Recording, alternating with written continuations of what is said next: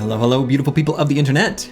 Hello, Not Delusional, Chilean Raider, Corvus Korak, Rufin, Infamous Kami, Cobalt Coin 82, Lord Ib, Intiwian, Vafello 02150, Scottaboosh, Try Hard 311, welcome, welcome one and all. The Run, the one true run. Its fate hangs in the balance. Aggie 5857, howdy howdy.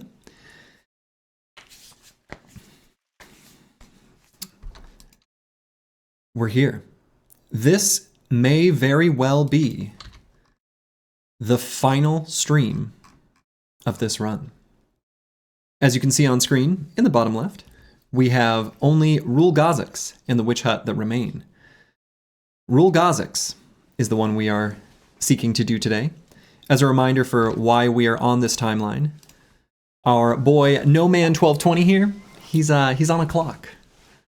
Our Orc Slayer here will leave the company with a pretty high likelihood once we reach the conclusion of the Orc invasion, or the Greenskin invasion rather, which concludes on day like 320, just about.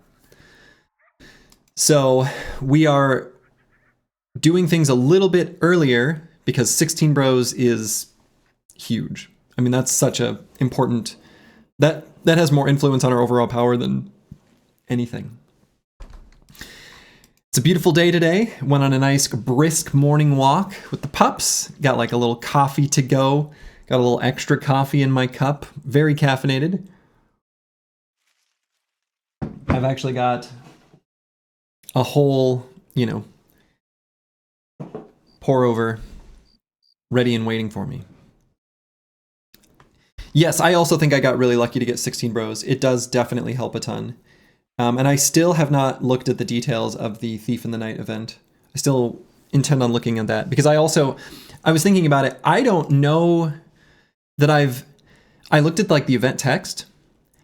I don't know that I've ever seen it. Like, I don't remember seeing the Thief in the Night that I can think of even one time during the Winstreak series. You have seen it before? Okay. I wonder if it's, yeah, I'm not sure. Who knows? And it could be that it's not like, maybe it is truly a score of 50, but the way nighttime is defined might be something like not just saying night at the top of the screen, but might literally be a shorter window than that. I'm not sure. I never tried to fish for that specifically. Honestly, the crazy thing is, from the perspective of trying to find bros, the belly dancer was super intentional, and we had a few misses, right? I had several events, which interestingly, were mostly around Tarwa, and it's when we went to Al Hazif like maybe 5 or 10 days later that we were able to get the belly dancer. And the other one that was very intentional was the apprentice, even though I was looking for the Kingsguard or Barbarian on the Road, though I did stay close to the town intentionally so that the apprentice and a few others actually could all be in the event pool. So yeah, I mean, I think the two that I got are definitely the most farmable. Belly Dancer, because of the lack of other conflicting events in that space. And also, I think if you have a snowy road that is close to a like T2 town, that's actually like perfect. So, but yeah, the team is strong, right? So we want to roll with all 16 brothers. I think we've got all the tools we need for Goblin City. We'll kind of cover the specific strategy when we get there, but that's going to be pretty soon. We're going to be making our way there. I'm going to do a few warm-up fights while we're on our way. I think I left it, right next to some nomads. So we're going to do this little fight, and we'll do a few others. We are spending some tools fixing some things up. And then if the fight goes well in Goblin City, I might progress directly to Witch Hut from there. The other possibility is that, Witch Hut is fairly close to civilization. I might be able to just like farm a little bit in here. Briggies, caravans, things like that. wanting to finish up today? I mean, I think we might be able to, right? I think if the Rule Goziks, if the fight in Goblin City goes well, you know, I think a company with a bunch of forged armors and fighting spears and noble swords with shields, we're not really going to damage ourselves that much, but we're going to damage the beasts quite a lot. And I think the team's got pretty good resolve across the board. You know, I think we've got tools where, like, I'm kind of not, I don't know. I mean, we'll see. I don't want to, you know, jinx myself, but I feel like I'm not too worried about Witch Hut, but I am worried about Goblin City. Vestroba, hello, hello. Flapperjack24, welcome, welcome. So yeah, we'll start out by fighting some nomads here. Get things rocking and rolling.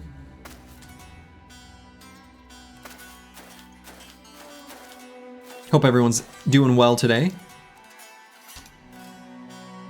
Hey, thank you, MetaWrecker. Thank you very much.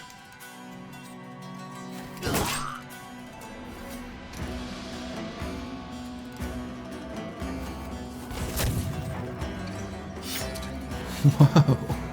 Okay.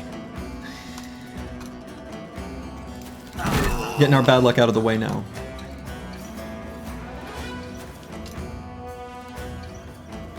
So we should be able to basically blow this enemy force up before they even get a chance to do anything.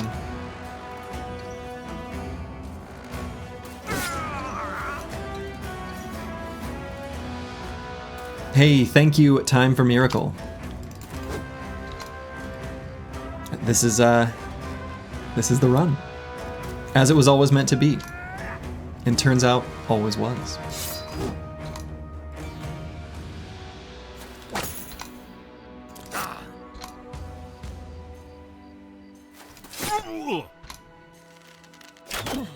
Oh, I forgot about the archers back here. They didn't go at the beginning. Okay, this is why we do the warm-up fights, to kind of like get myself back in the mindset. Sort of forgot that they were here.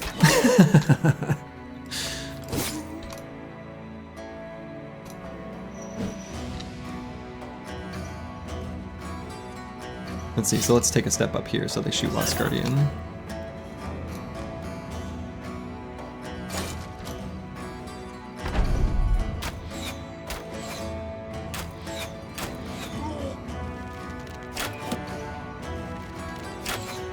They were actually shooting. Oh, I suppose I didn't say Killer 013.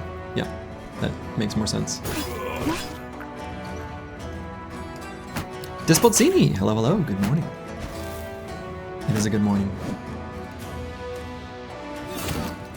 A good morning to be the conduit through which the run is provided.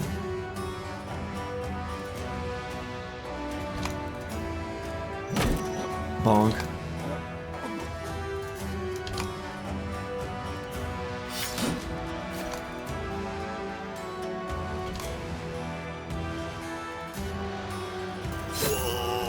See if we can take out these guys to let Battle Paw shoot forward. We can.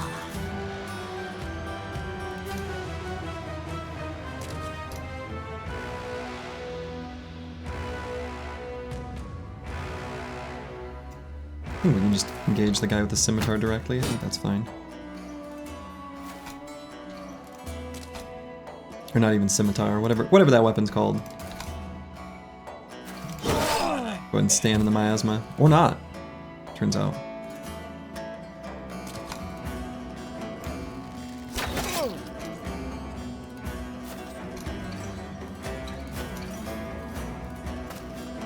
Here we go.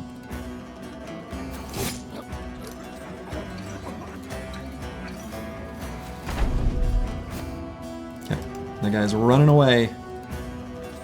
Smart.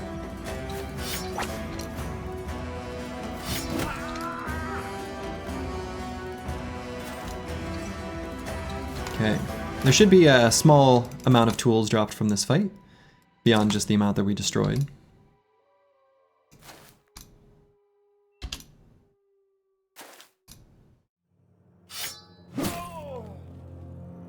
Took that guy's helmet clean off.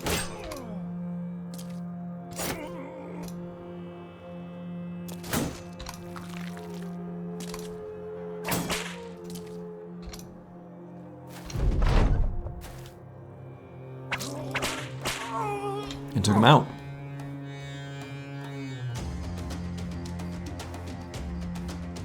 Okay, it's over. So yeah, a nice little pile of tools. That's good. We still want to collect as much of that as we can. And let's see, what can I leave behind? You know, I'm never going to use these whips, right? They're not relevant in any fight coming up. And I think now that I've got enough swords, we were able to collect enough. I don't think I'm really going to put bludgeons except on a few of the bros with quick hands. And even then, it's like a little questionable. And do I want any backup or extra shields? I don't think so. I don't know, more than the whips. We'll see. I don't think I need those, but it makes my life easy. Okay. So there was one piece of armor that got hit. I think it was on Battle Pashi, but let's just double check everyone. It was. So we'll just swap that one out. Easy peasy. So we're gonna make our way up just a little bit on this road. We did at the end of last stream, by the way, get the scout, so we moved just a little bit faster. We replaced the bounty hunter with the scout. We have enough money that should last to the end of the run. Hey, supply caravan! We did not see a single supply caravan yesterday. It was weird, actually, that we didn't see a single one. These are such a good source. Yeah. Why do you keep the crown? As a memento for our victory over the Black Monolith. No other reason.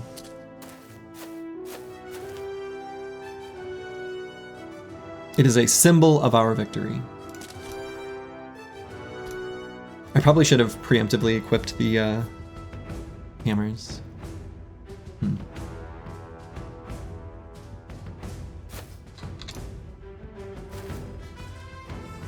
Let's do that attack now before we attack with the mace. I think we should be able to do this in like one round. Most likely anyway.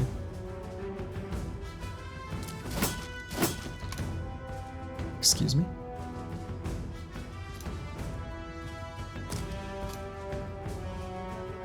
Or actually, do I push Nomad 1220 up? Yeah, let's do that instead.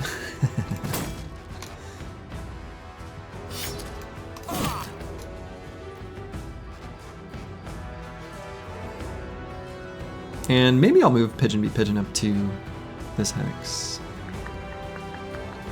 That's probably going to be better.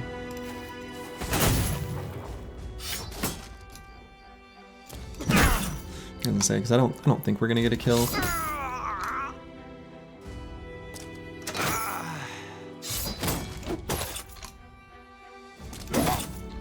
Okay.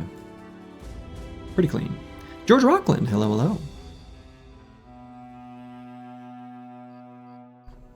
And they will, I think, move forward and shield wall, so probably they won't even attack.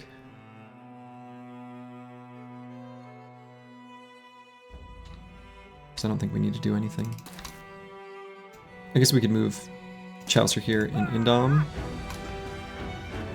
Pretty low hit chance against him. Should be anyway.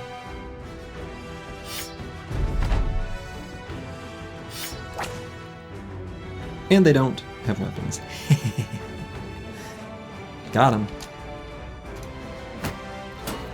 So we can see if we can just break the morale by surrounding him.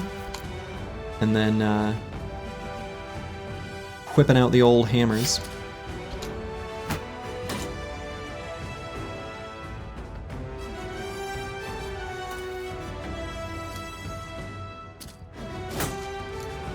And then hitting them with those.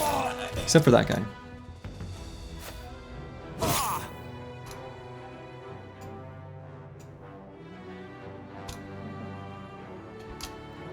Let's see. What's the best way to break their resolve? Like that. Alright, so we're just gonna finish them off with the hammers. Purely for tools.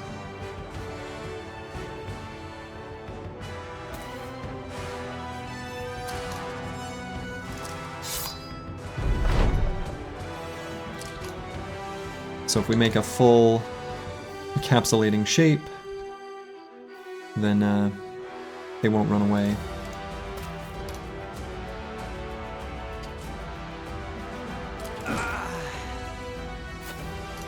Okay.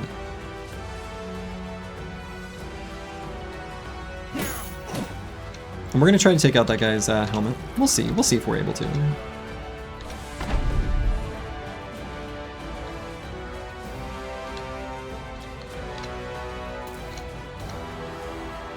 What is the plan for next run? Are we doing a battle brawl after this?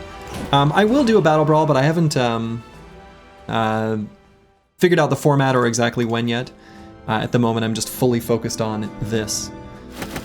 Looks like this caravan was carrying ammo and a absolute monstrous amount.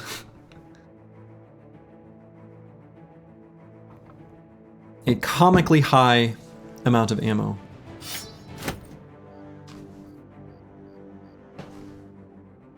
Kind of insane.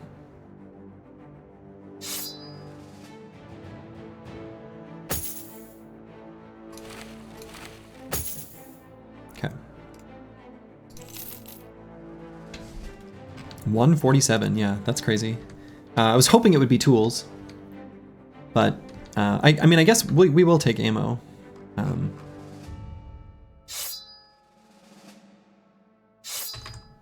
actually, been meaning to do this for a hot minute. So that's that supply caravan. Unfortunate that that's the first one we've found for a little while. We'll take a peek on this mountain. Again, we're trying to keep as high of fight density as we can. For this period, the idea is we want the team to enter confident, and we enter confident by taking and winning fights the whole way there. If the team can stay euphoric, because every battle you win, you maintain that euphoric status. And as long as you don't get an injury or lose a bro or anything, it's nothing but good.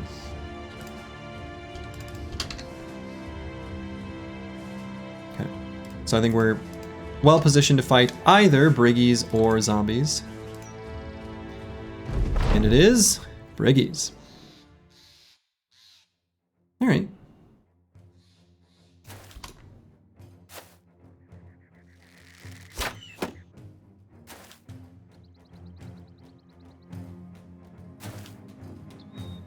Let's see, here's one leader. Let's see if they've got more than one. And we've got a nice high ground hex. Let's see if we can maybe take out this guy while we're here. We can. Oh my god, this warbow. I'm gonna miss having this warbow when the one true run reaches its conclusion. It's been fun to play with this thing. It really has been. Like, it's crazy. It's so good. It's so good.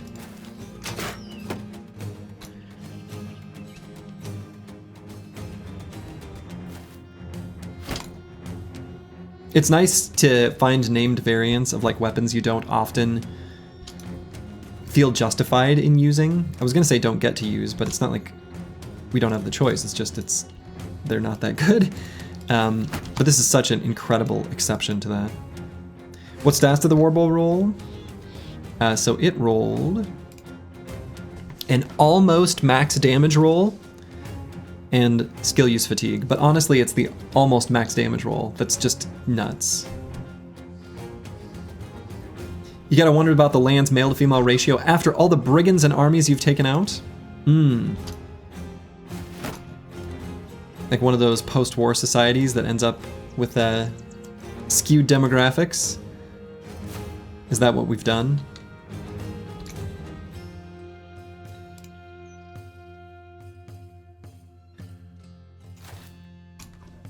Might be.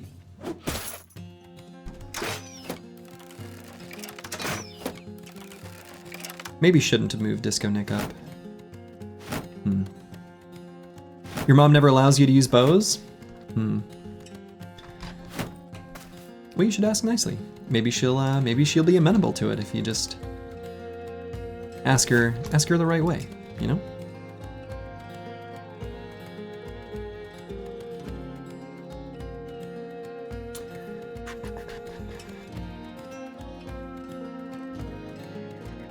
Let's see. I'm trying to think of where to push on this side.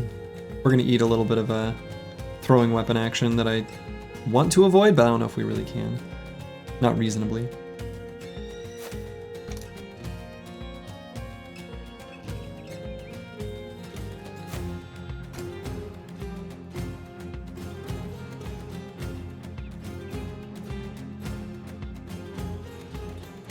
We'll just park pulsers here for the moment. Let's use some of our ammo.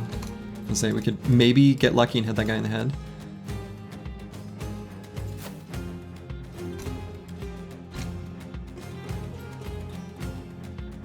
And we'll bring Insane Killer 013 here just to get him to shoot where we want him to.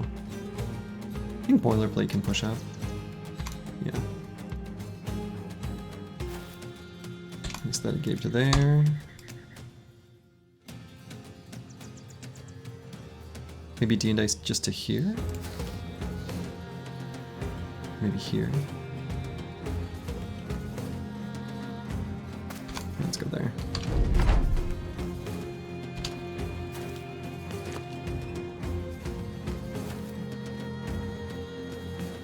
It's all about just trying to minimize their damage output as much as we can. Or if they do damage us, that they hit, like, for example, this armor, that's fine.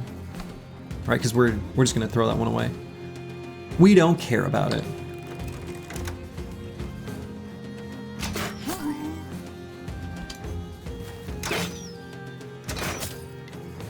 This one we do care about, though.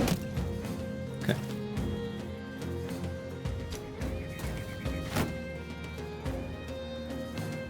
So let's see if we can claim this high ground base. Should be ours.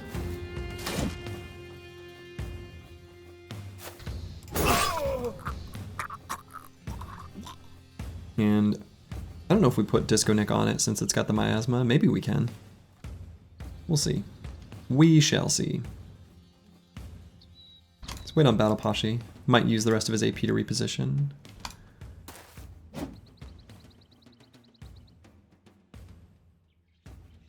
So we can shoot here. It's two of them. That's maybe not good enough. Let's just throw twice.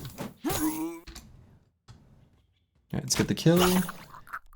And do a little follow-up shooting. So good. Weird looking goblins here. They are pretty weird looking goblins. A little pale, right? I don't know.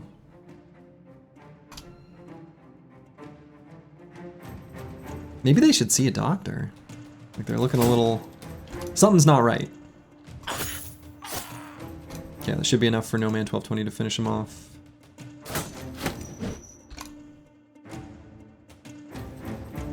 And let's see, let's go here for this round, but then just still shield wall. And you know, maybe I put Disco Nick up here and then just shield wall. We take a little HP damage, I think that's totally fine.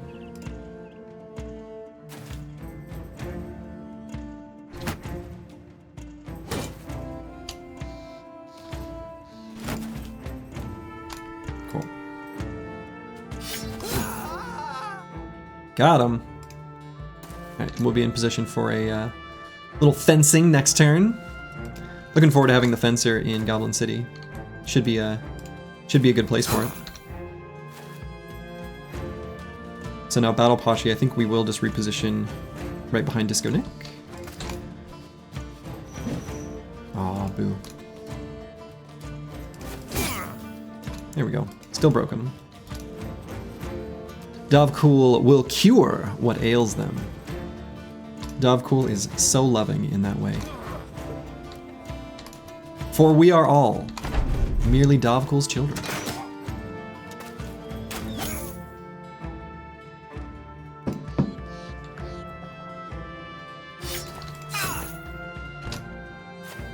He's so Dovcool. Oh man. I like that as an adjective. That's very cool. Dovcool.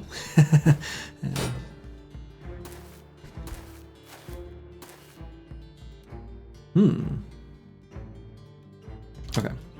So let's wait there. We got some good attacks that we can do when the time is right. Could hop here and then do a little blasting. Might do a little blasting. We haven't blasted yet. That was good. I like blasting. So anyways, I started blasting. You wish someday they'd add dwarves and elves. Do the full pantheon of fantasy archetypes. Could be good. Lightning.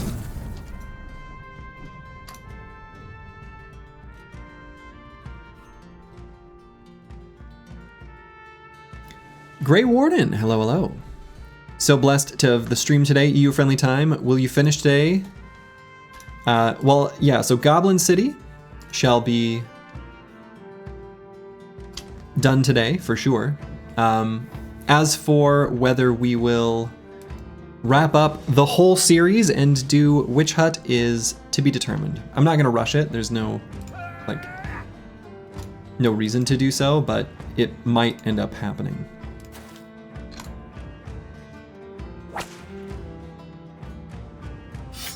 Very exciting.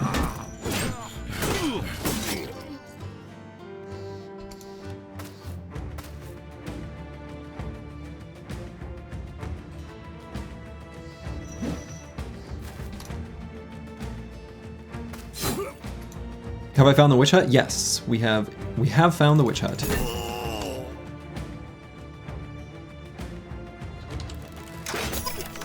The Witch Hut has been spotted.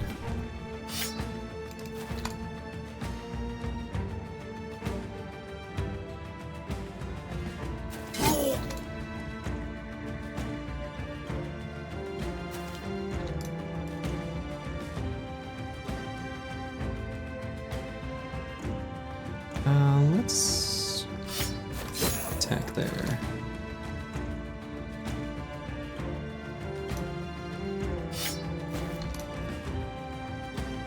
And is there anywhere even to shoot here for Furious Sheep?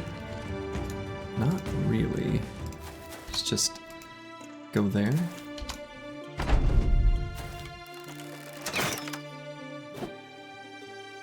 You just saw someone on Reddit talk about my run. Here you are. Well, hello, Control Warrior. Welcome, welcome. I didn't know there was discussion of the run on Reddit. Alright, let's go here for more surround. I guess I should have done that before I attacked, actually.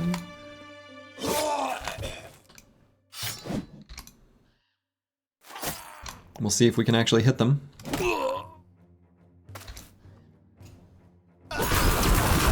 Crazy that the one of the lowest statted teams I've ever seen has made it this far. Even at like level 20, we still can't hit a damn thing. And this guy's gonna get an attack with that mallet. Ugh. We'll see. Nope, he will not. Just logging in to say, wishing you good luck on the run and any legendary locations. Just finished that meal at a 2-star Michelin place I told you all about. The food was unbelievably good. We did the wine pairing as well, so you're utterly sloshed. Wonderful.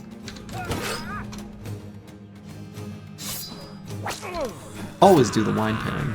That seems like, that's just life advice. Unless that's a problem for you, and then you shouldn't.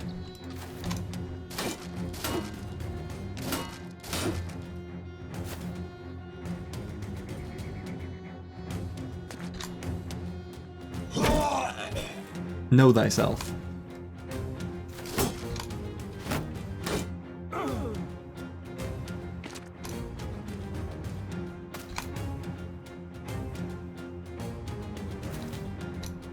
Brave.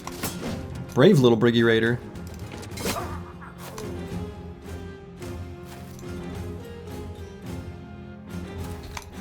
The team needs D and dice to be clear. Yeah, we really do.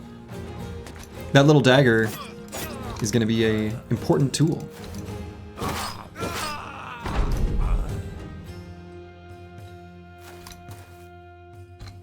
Alright, so we'll take out this last Brigand Marksman.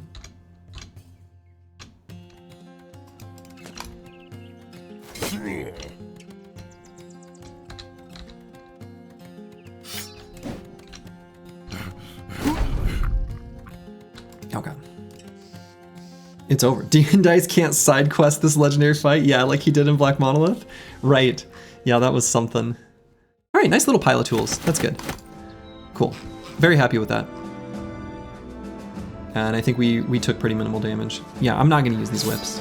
They're not going to have a place, I think, in the loadout for Witch Hat afterwards.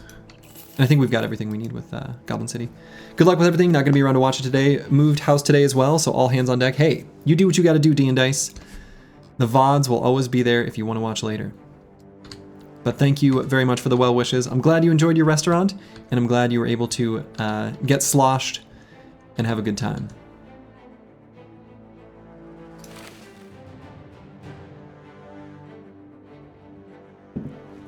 Okay.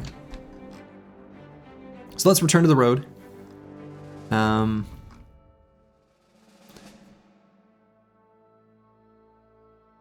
might mark the coat of scales for repair, but we'll see. Might want just a little bit more tools before I do that.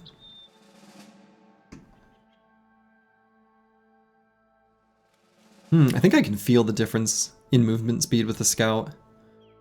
I feel fast. I know it's just 15%, but it feels fast. Okay. And I suppose this is it. Let's make our way. Who did you replace? The bounty hunter. Since we have enough crowns at this point.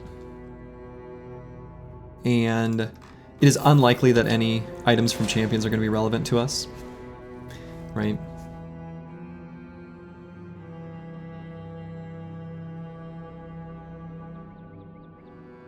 You don't run any mods, but do mods disable achievements? I don't think so. Because the game didn't write the achievement code with mods in mind. So they probably don't count. In fact, I'm like positive they don't, because there's an achievement for getting the lightning sword. This is a sad fact to me. This kind of breaks my heart a little. Reproach of the Old Gods, I'm pretty sure more people have equipped this item than have defeated the Kraken, which is like obviously impossible in normal gameplay. I mean, to each their own, but I don't care about I don't personally care about achievements. So I've never really paid much attention. There are several Battle Brothers achievements that I've not done and will just never do. I set my own goals. I don't care about the arbitrary ones set for me. I might look at them to see if I agree with them, to see if it's something I want to do, but I don't personally care. Oh, what the hell is this?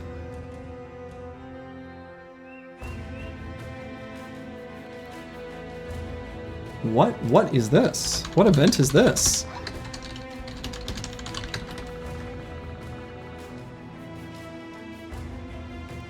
This is Treant versus Giants?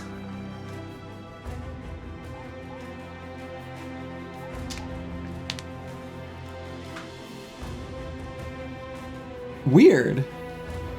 I don't know that I've ever seen this. A fight against Unholds and Shrats, but they are fighting each other. How many? Because I actually might want to do this. Just for, actually maybe I don't need to. I was thinking just for the mood boost, but I don't care about the crafting components. I think, no, let's not.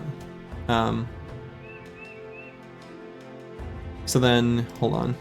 What option do I choose? Do I just choose, let's get the hell out of here? Yeah, nothing happens? Sure.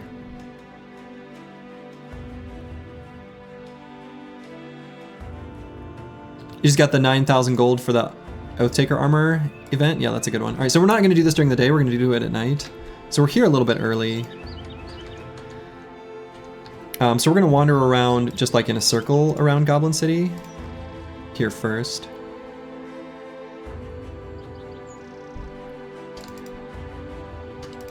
Well, I guess it's, I don't know, let's stay on the flat ground.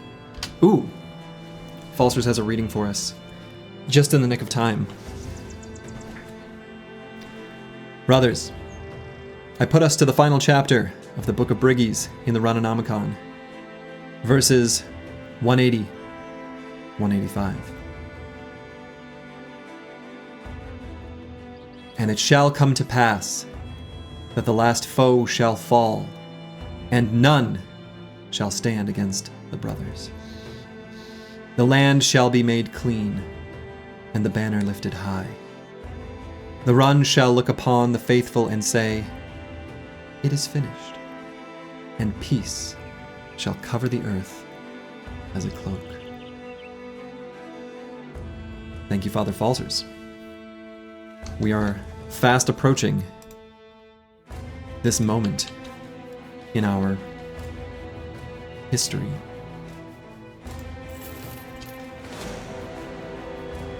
Okay, occupied cave. I think, let's see. Team is euphoric at 86%. So it's 80% or higher, right? I might want to do this fight, since we're gonna lose one tick of mood. Yeah, let's actually, I am gonna do this fight. And then we'll come back to Rule Gazix. It won't be tools positive because these don't have tools in them. But also might not cause that much armor or weapon damage, so.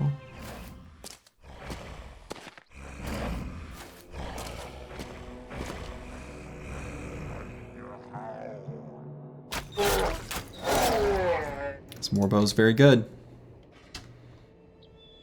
Okay, so we're gonna put the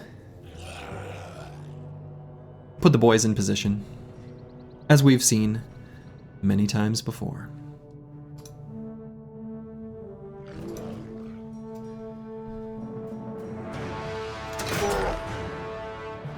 Oh, that guy's so close to dead. So let's see. We can shoot here, and then take a step up afterwards. Yeah. But let's chill there for just a moment. So Boilerplate will handle the top flank. Get Insane Killer here. I guess I could rotate Lionheart forward. Let him get an attack. Seems good.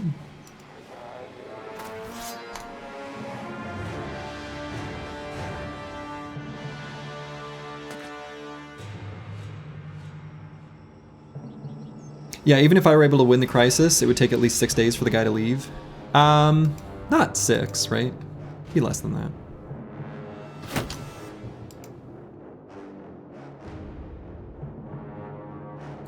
Do I leave one hex for one of these berserkers to walk up and attack the Chaucer? I kind of think that's good. Then there will be melee contact for them to move up aggressively, and we can put Pigeon be Pigeon like right there. I think that's actually okay.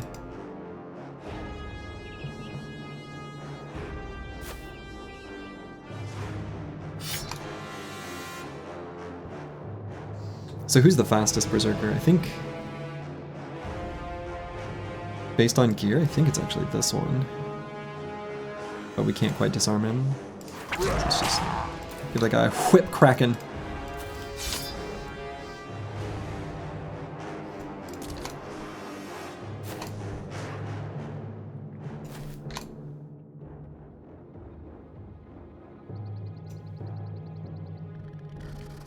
So I guess we can move Falsters just like back to there.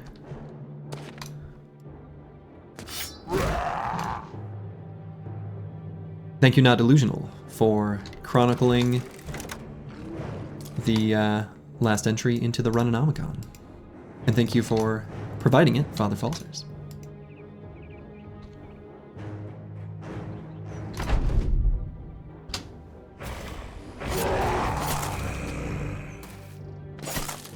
Wow, they're not even taking the bait to go up to the tank? Surely someone will. There we go. I figured one of these berserkers wouldn't be able to resist that, right? Right? How could they? He with the golden shield? The gilded one?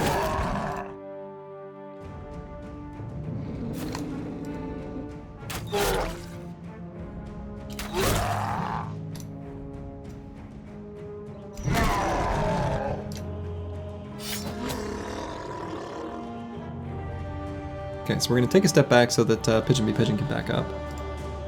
I don't think there's anyone else we're gonna be able to attack this turn, so let's just go there.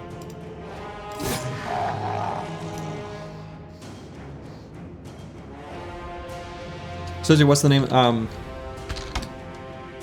There you go. That's the full list of mods that I'm running. Should be able to find what you're looking for. I don't know exactly what you're referring to, but that should get you pointed in the right direction. So actually, let's pull out the reach weapon.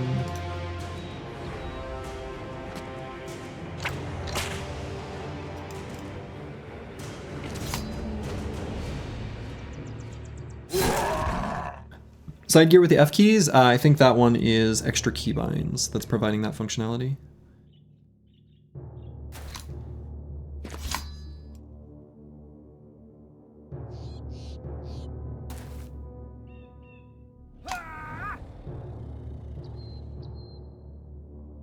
Let's see, if we get the Berserker to run up to here, I think that's actually good for us.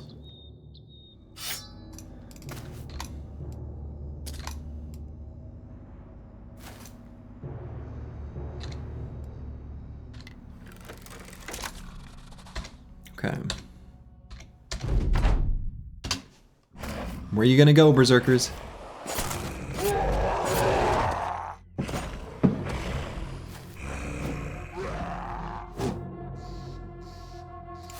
Should be able to kill that guy before he gets a chance to go. Yeah, I was gonna say that was pretty much guaranteed. Close enough.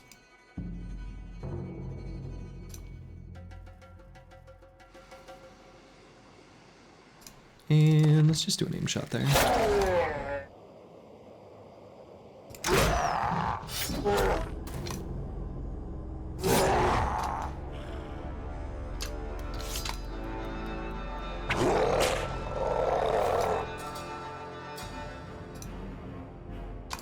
Hold there for just a second.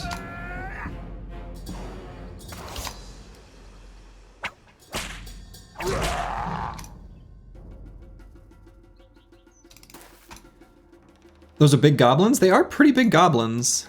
The real question is, like, what have they been eating, right, to get this large? Like, what was their secret?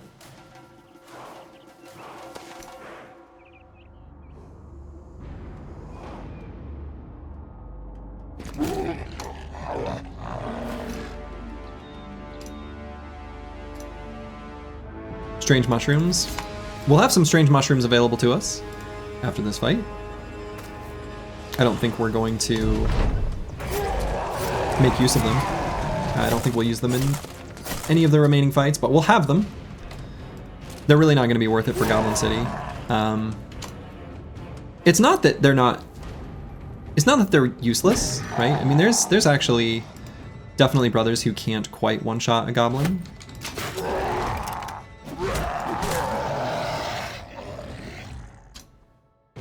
Brothers and weapons, so... But it's not going to be worth the hit to the defenses, right? I think Goblin City is like a slow burn, so...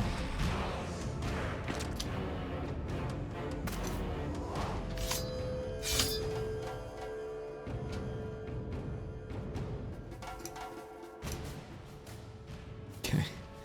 Terrain's making this a little bit awkward, but that's fine. Minus 15 defense in a mass range scenario is bad. Yeah, I mean, you're not getting a proper compensation with the extra damage, for sure.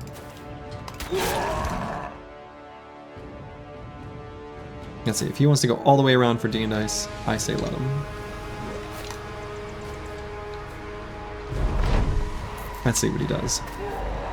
That way? Oh, okay. Mr. Berserker, that's so annoying. Why would you do this thing? What good do you think this is gonna do you?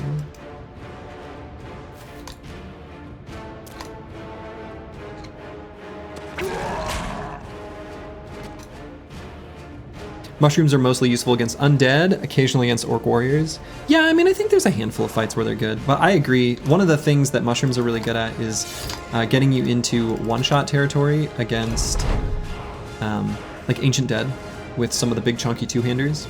just like the vanilla versions. Getting you into one-shot territory is good.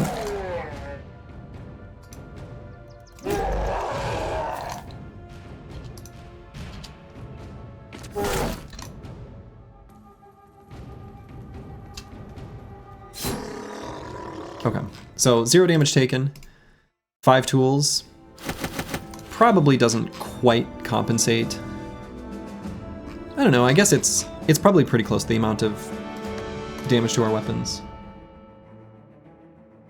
Ooh, no, it's one tool positive. But it was still a good fight to keep our mood nice and high. That was the most important part of that little fight.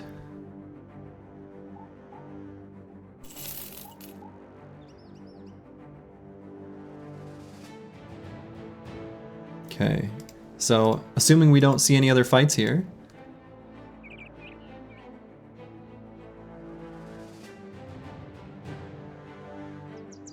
we're just gonna wait until nighttime. And as soon as it becomes night, we're gonna reconfigure the squad to get everyone ready for Goblin City. And then into Goblin City we go.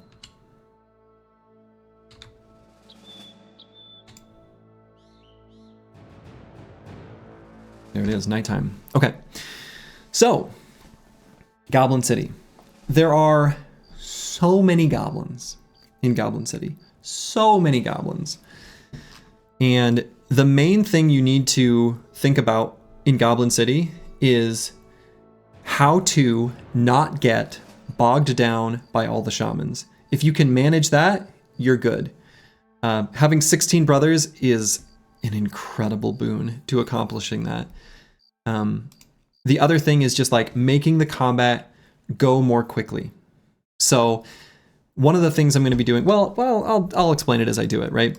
So the Chaucer, I still do think it is worthwhile for the Chaucer to be doing lone wolf tank stuff.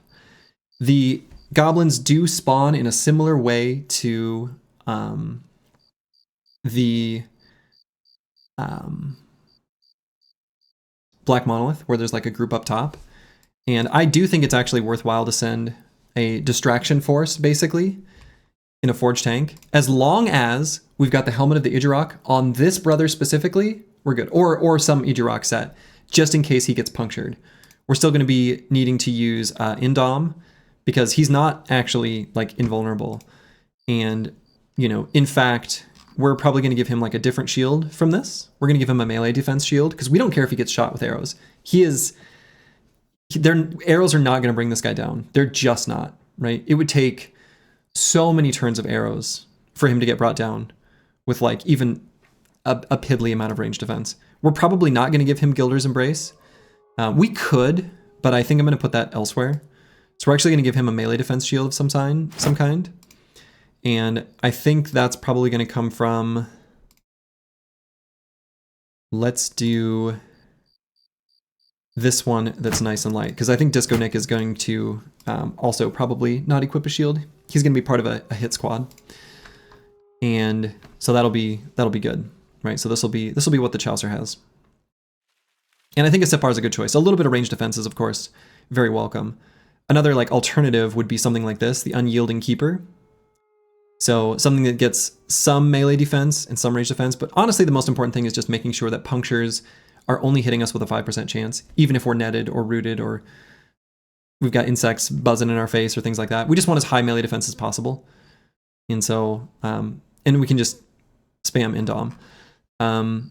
We also might be able to send the Chaucer directly for a Shaman, and he can absolutely take him out with this Vile Oathkeeper. Absolutely, right? So that's definitely like a valid potential outcome for what the Chaucer does in this fight. He probably doesn't need this heavy of armor. We could give him something lighter.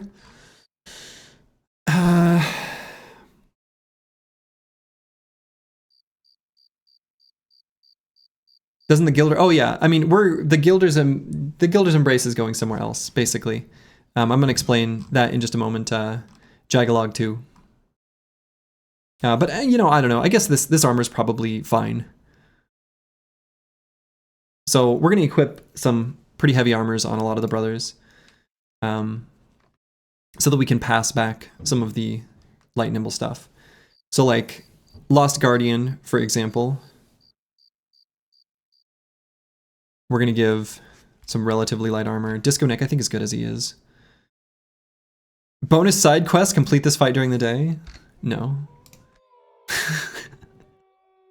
Yeah, I don't know that there's a substantial difference between most of these armors. They're all too heavy to get nimble value. I think Pigeon Be Pigeon, we're going to leave this setup. This setup's pretty good. And in fact, Pigeon Be Pigeon is probably who I'm thinking. The other consideration, this is a little bit scattered. But Goblin Trophy is going to go on someone. We're going to give the Goblin Trophy to Pigeon Be Pigeon. I think this brother is the one that we are most concerned with not being rooted and just always attacking. Do the Spear Bros need their hammers for this? No, we're going to totally re-equip them. Don't worry about it. Don't worry about it. Don't worry about it. They're not going to use spears or hammers, to be honest. They're actually going to just use big two-handed weapons. At least some of them, not all of them. I'll discuss the details in just a second. Misha Twitcher. So Misha Twitcher, we're still going to have be our RDEF buddy. He's going to be standing here. Now, what I'm planning on doing is... It's the one you struggle with the most. You've been testing on it to understand it. One thing that you didn't properly understand in the fight initially is that shields are deceptively bad on frontliners. Yeah, definitely do not run all kite shields. What you want to do is just have like 1 or 2 RDEF shields just as you normally do. But here's the maybe hidden tech that does not always work, but sometimes does. And I hope I have enough inventory space for this. But we are going to...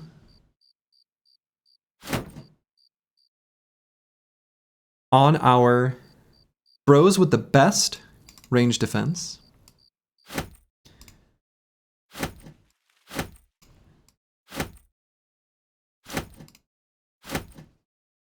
put them on the front. The idea is that you put them in locations where the Wolf Riders charge forward. The Wolf Riders, if you put your ranged bros in the back, will try a big arc around. But again, you don't want to get bogged down. You want the fight to be fast and furious. If you can get the Wolf Riders to charge you in the first turn, that is chef's kiss.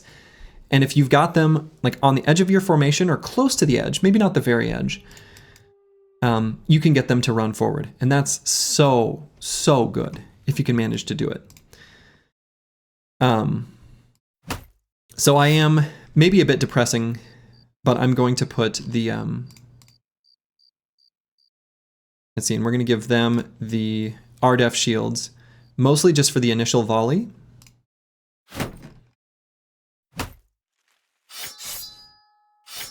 And, you know, the enemy is going to evaluate them as having a ranged weapon either way, right? As long as we got something in the pocket. So we can have a Fire Lance and they're still going to evaluate this as a ranged brother because he's going to have, you know, enough ranged attack. So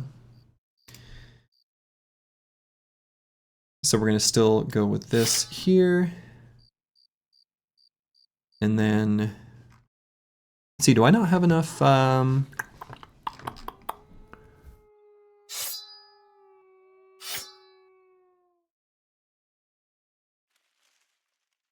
Yeah, so let's hand off this here and then curse word. Maybe we'll give a net, and honestly, even regular jabs is totally fine. And if we need to drop a kite shield on the floor, we drop a kite shield on the floor. That's totally fine. Heavy crossbow bolt to the head makes you a sad slurgy? Okay.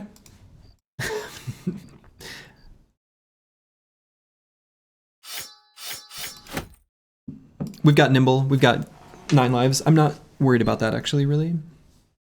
So yeah, we're gonna be putting these brothers like kind of on the sides, but we still need to set up a space where the goblins are going to shoot into stuff, right?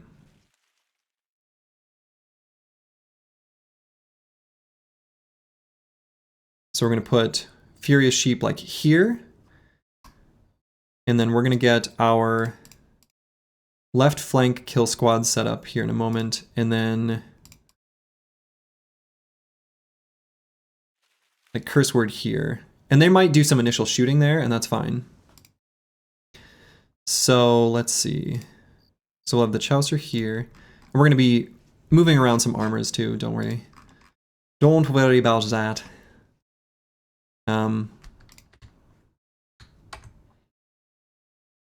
So yeah, we're going to put heavy armors on basically all these brothers. I mean, Misha Twitcher, nah, he can wear heavier stuff too.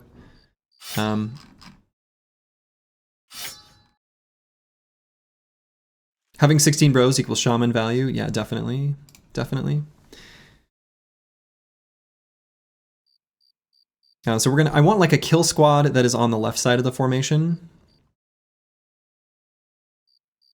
So actually, let's scooch all of this over one. And then let's bring, see, he's got a kite shield actually. So let's go ahead and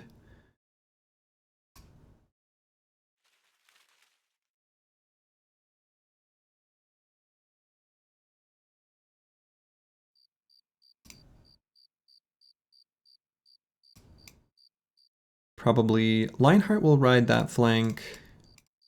D&Dice over there. These three on that flank, and then, yeah, I think this will be good. This will be good. So Pigeon be Pigeon. One of these two hexes, probably here. So Pigeon be Pigeon is going to be most important to keep with the Goblin Trophy. So one of the reasons I'm really happy about Pigeon be Pigeon here, being a Nimble Forged brother, is that the most important thing is that our damage bro, our like big damage bro, who we want to make sure is not rooted, that can constantly be using their attack as much as possible. Giving them a high damage reach weapon is obviously important. Being able to bypass shields, because of, you know, goblins do have their little skirmisher shields. And then having Nimble Forged means that he is very, very, very unlikely to get goblin poison. Just due to the nature of how both Nimble and Forged together protect your hit points, he is extremely unlikely to take any hit point damage, or the 6, basically, that threshold where he gets poisoned. Longer than any other brother. Actually, probably longer than any of the Forged brothers. Unless they've got something really heavy on. So this is going to be a very important brother for this fight. So yeah, Furious Sheep and Curse Word are going to be drawing the goblins forward. I want to make sure we've got a rotation on both sides of the formation. Right now, we don't. We've got one here, here, and here. I guess that's fine, actually. Squigs can do that as necessary. So melee defense shield on boilerplate is probably going to come off. In fact, this whole setup's going to come off. And it's fine for him to not have a shield. We're going to put heavier armor on him, though. And we're gonna put heavier armor on a lot of these brothers. Furious Sheep is going to probably equip some named gear, but we'll hold on that for the moment. Aesthetic Gabe, I think wearing this is probably totally good. And instead of the pole hammer, let's give him a jagged pike. I think that'll be better. Lost Guardian's gonna wear heavier armor. Let's go ahead and just put something nice and chunky on. This is totally fine. Unequip most of this.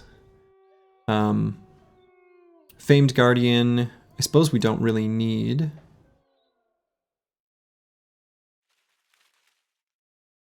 Could put this as a pocket shield on like No Man 1220 just in case.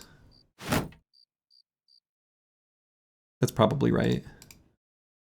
So then we're going to do big chunky two-handers. We can do as we did last time, where we start out with cleavers, and in fact, it's probably not unreasonable to just simply roll with a cleaver on them. But the bro with the most fatigue, so let's put on some heavy armor here. Maybe a relatively light heavy armor on boilerplate, and then give him... Yeah, this is good. That's a lot of fatigue that he can use secondary abilities, but I think even better, will be to rock and roll with like one of these guys. And then on Lost Guardian, we'll give him the Grim Slayer. We can give each of them a reach weapon, just in case they need it for later in the fight, if they get like too damaged. It's unlikely, but certainly possible. And I might give them pocket shields too, but we'll see. And we're gonna put a heavier armor here, because we can. As far as reach weapons are concerned, you know, the pole hammer is not as good. The Forgotten Pricker, ironically, has been being forgotten. We'll go ahead and equip it now. It's unlikely to be used enough to break. If we do, it breaks. Whatever.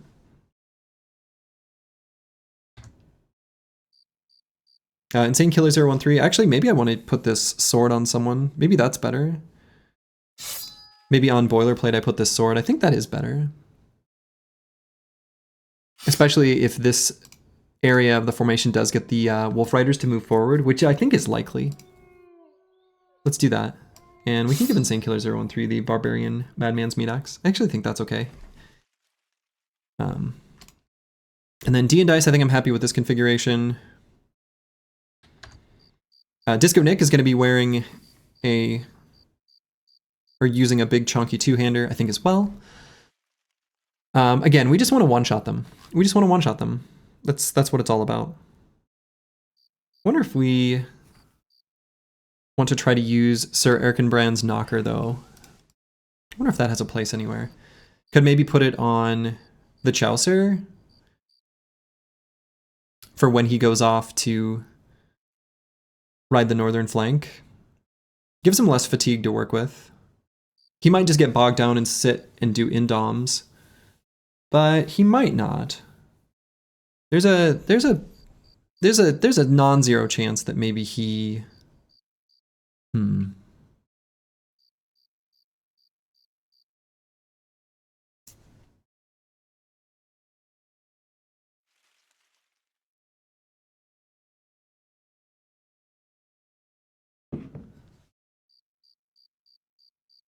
Yeah, let's give him this. Let's give the Chaucer Sir Erkenbrand's Knocker. And the Vile Oathkeeper, I mean, it's basically an arming sword, or noble sword rather. Close enough. It's the same idea.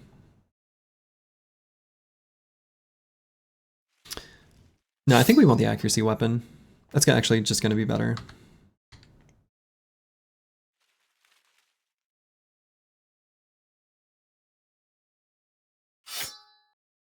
Let's put this on Falsers.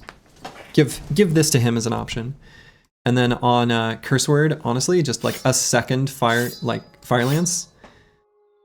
Totally fine. We may end up using both charges. He needs the extra hit chance. So, and I think that'll be good. So what else? What other things do I want to do? Battle Posture, I think we can give a lighter secondary. Honored to wield it, sire. Good. Glad to hear it. I think we want a melee defense pocket shield on No Man 1220. Not a range defense pocket shield.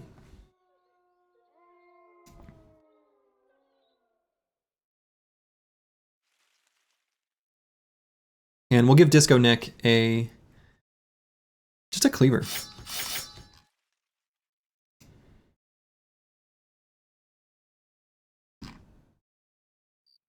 So let's actually give him this cleaver. The Grim Slayer.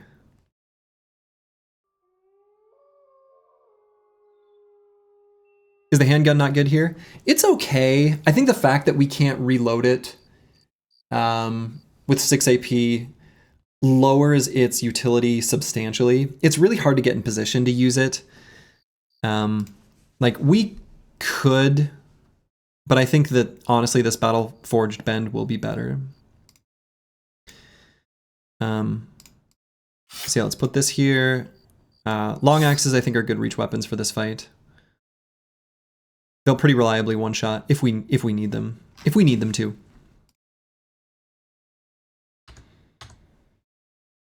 Pocket shields are very unlikely to be needed on these beefy boys. like so extremely unlikely, I think I'd rather have the spare fatigue. Okay, so then armors, we're still going to look at this a little bit more. The Chaucer, I'm happy with what he's got. The armor of the Idjirok, does that need to go anywhere specific? No.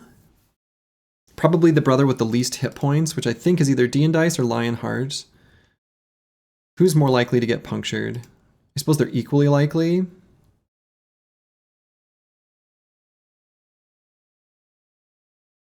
Yeah, I think this is fine.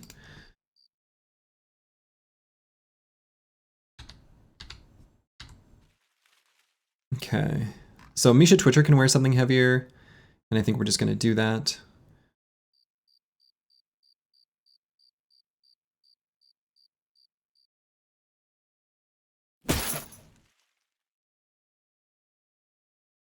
And then Boilerplate's got on some pretty heavy stuff. Lionheart, same deal. Insane Killer 013, I think we can just put on heavy armor on him as well. And so he's going to be wearing one of these decorated full helms. Sweet. If we do the city and hut early, we start a new run. No, definitely not.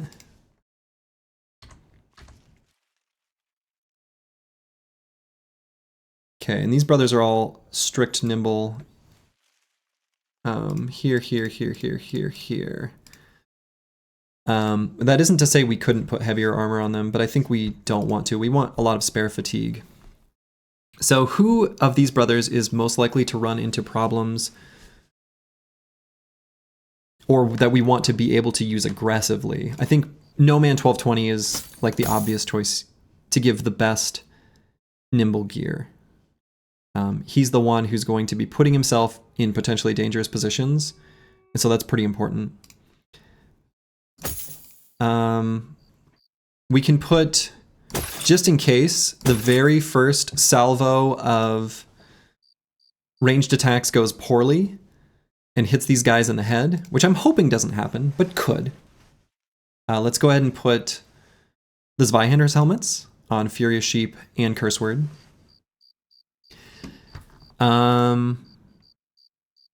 And so then on these other brothers, we can equip these. The Robes of Divination, let's go ahead and put those back on Squigs.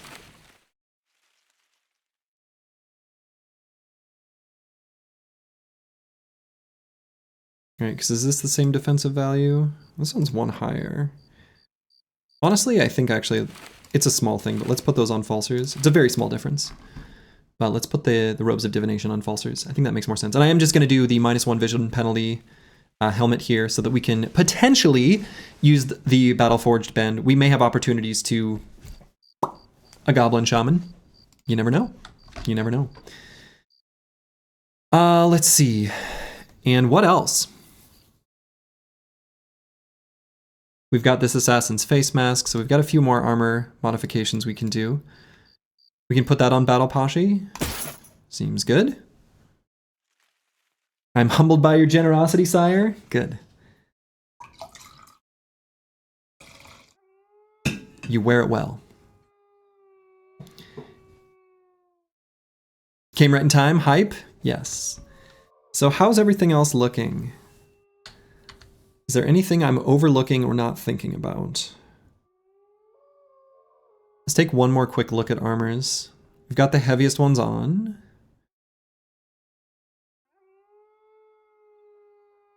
I think we're good in that regard. Helmet-wise, I think we are good. We could potentially put a Zweihander's helmet on Squigs. Does that do us any good? Not really. I mean, we could put it on Falsers and reduce his vision a tiny bit. Make him a little bit more safe and resilient.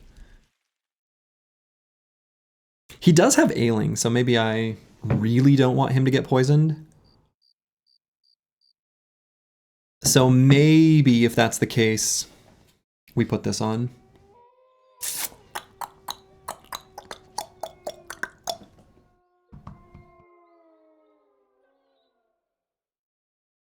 No, let's go with the extra 1 vision range. I think that actually is more relevant. It'd be nice if we had like a famed wolf helmet that had no vision penalty. Then I'd put that on him. Unfortunately, this unruly clan helmet's the same thing, so. The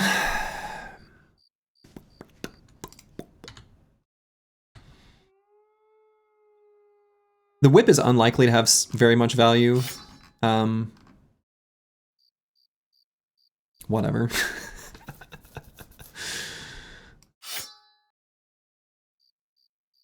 But we might still do like reach attacks, right? That could happen.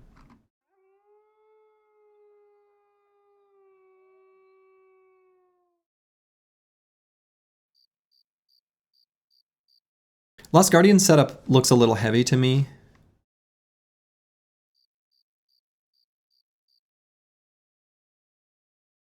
I don't know if there's a good fix for that. Could maybe give a lighter helmet or setup from someone else. Yeah, so maybe I have him and Boilerplate just sort of swap gear. Yeah, that puts them a little more equal. How light is this? No, same. Insane Killer 013 is one of our rotation bros. So actually, if our fatigue's looking a little light, let's use this. And realistically, I mean, I don't know, maybe I just use this weapon throughout the whole fight. It's pretty good. There's no reason for us to use any other weapon on Insane Killer 013. This will one-tap basically every goblin. Yeah, why do it any other way? That just makes more sense. There's no reason to do it differently. And actually he can wear... No, I don't know. And I like the little bit of extra fatigue, right? We're going to be detangling bros from roots, things like that. The fatigue really matters. It really, really does. So extra stuff that we have equipped that we're never going to use, we should really reconsider.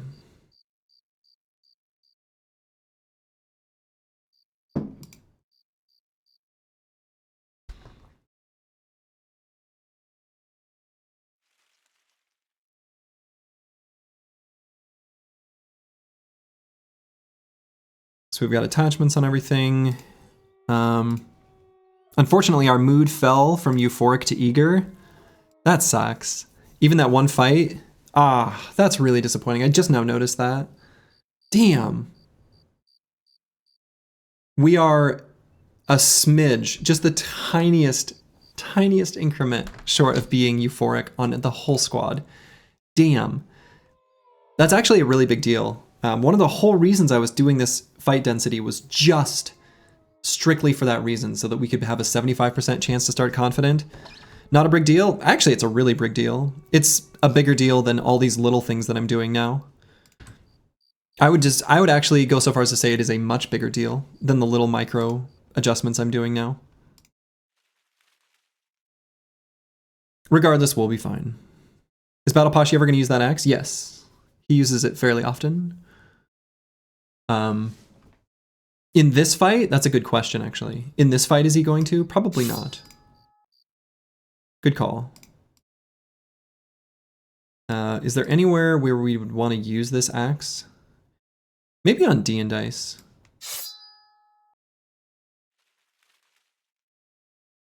I think that's true, actually. Deal breaker, find some little fights? No, I don't think so. Because I think that where we are on the map, it is unlikely that we can find the fight density to get there.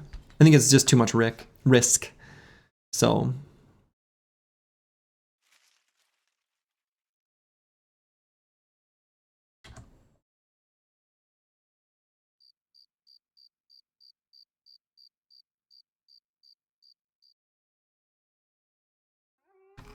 And maybe that's it. Do we want to put on the Cowl of Divination anywhere? I guess not. And we've got the Goblin Trophy here. And so, yeah, I didn't talk about this, but the Gilder's Embrace in this central location on Misha Twitcher, where, you know, their ranged fire is unfortunately going to be a bit scattered. Some of it's going to be shot at Furious Sheep, some of it at Curse Word. So actually, why don't I swap these two? Because Curse Word's got higher range defense of the two. Does he have the better shield on? He does. Okay. I think this will be a better adjustment. Goblins don't have resilient, right? So they're going to shoot into this. They're going to get dazed, and that is so good because it lowers their damage output. It makes them go later in the turn order, which very well could be relevant. All good things. All good things. And so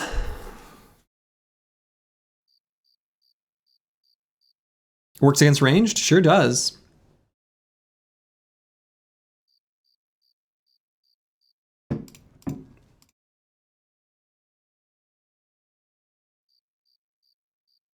I think we're good.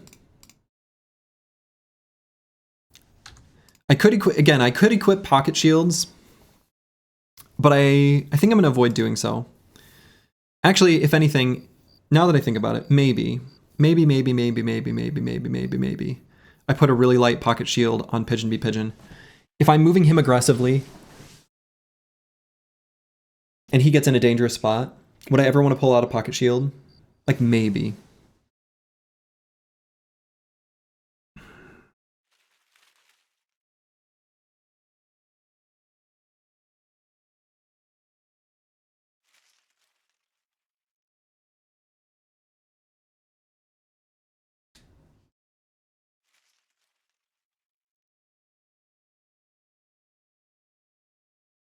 Squigs probably won't need extra fatigue as much.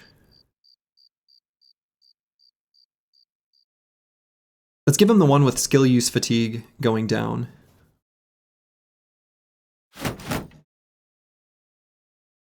We don't need the dagger.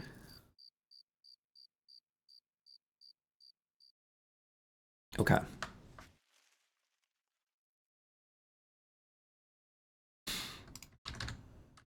All right. Rotation banner with no fatigue. That's just been his life. That's okay. He doesn't really need it, right? Because he only uses basically exactly as much in one turn. I don't know. we dealt with the hand we were given. But he has been able to use rotation and may still very well do so in this fight. So you return to the city, but the stranger you met earlier is nowhere to be seen. However, what is seen is an enormous contingent of goblin forces marching out of their city. They're in lockstep and chittering loudly. Their leaders sit atop saddled wolves with their war banners tilting side to side, as though it were a fleet set to sea. Goblin families stand perched at the gates. They're throwing handfuls of bones upon the marchers, and sometimes you see a dog or human limb get tossed down, and whichever goblin catches it holds it up like a trophy, and the surrounding troop cheers. It takes a full hour for the army to pass, at which time the goblins at the gates recede back to the city, and a few guards mill about. There's still plenty yet to put up a good fight, but not enough to handle the first champions. Okay, I'm going to use the restroom real quick because I've been drinking this coffee, and let's do it. Be back in a second.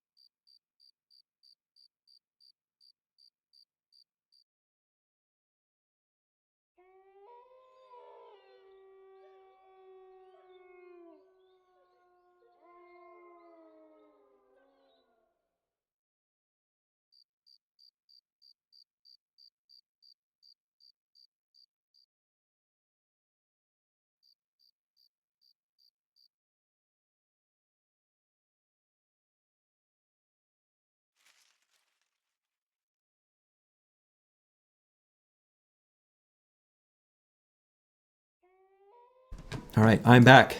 Prepare the attack. Let's do this. Engage. Ooh, okay, this is good terrain. Holy shit, this is good terrain. All right. Looks like they are still on higher ground than us, so it's not so good. Still pretty good. Okay, why are they hitting their 45% chance? Excuse me? Yeah, I guess the high ground's making a big difference there. Wolves seem to be unable to make it far enough forward. Or maybe there's the terrain makes it so they're unable to get up.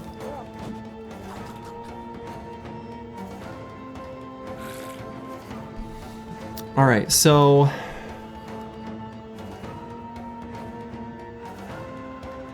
these three must be the overseers. They're on the same height? Well, they are on the same height. It looked, yeah, I don't know. Just the way it draws it, I guess, is goofy.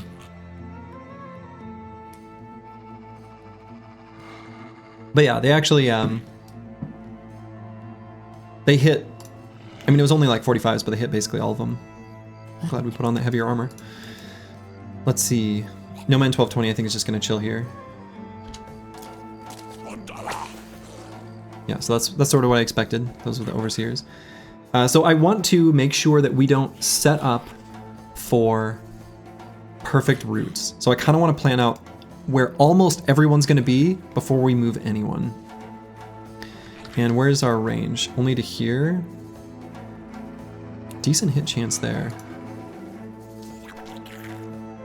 I'm going to wait on Falsers because I want to know if we can put him in a position to hit any shaman. What kind of word is the overseer saying? Mdawa! Mdawa! Normal stuff.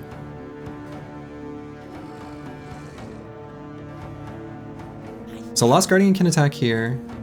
Boilerplate can move up all the way to here. Lionheart can move to like... So I guess Boilerplate can go to here. Lionheart to here. Again, pushing up and just getting right in their face and not being super close to each other is going to be really good here. So I think given all those movements, Aesthetic Gabe here and attack, I think that one's just a given.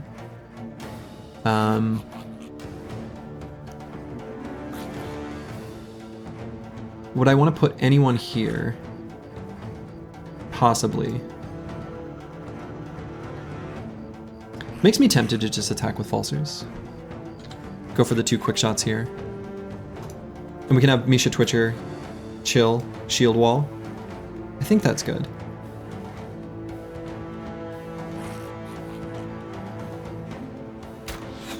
Ah, okay. God, this warbow's good.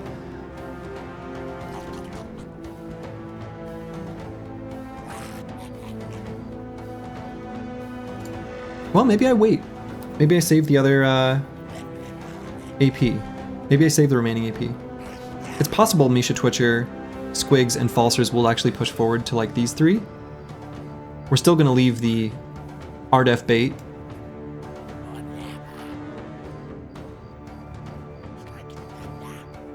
Especially if we put Lost Guardian there.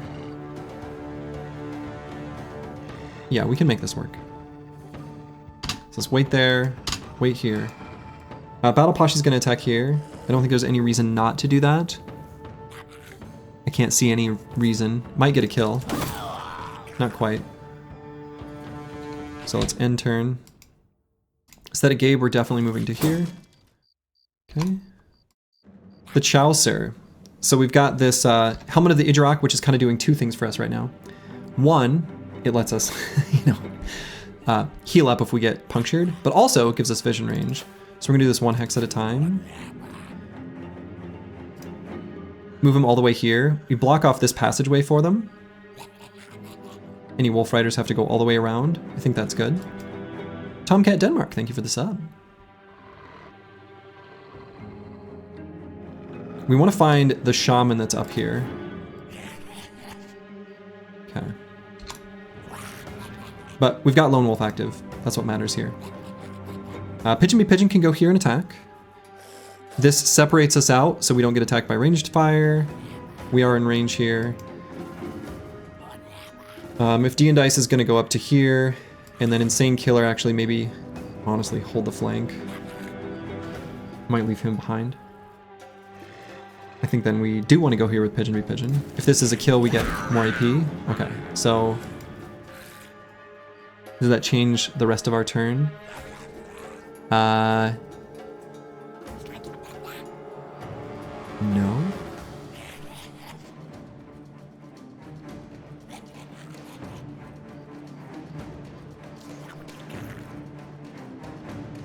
Let's wait.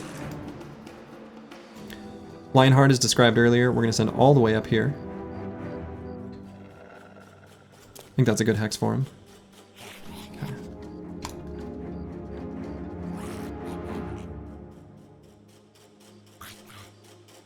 Disco Nick, we're going to send all the way up here. Or even here. Maybe that's better.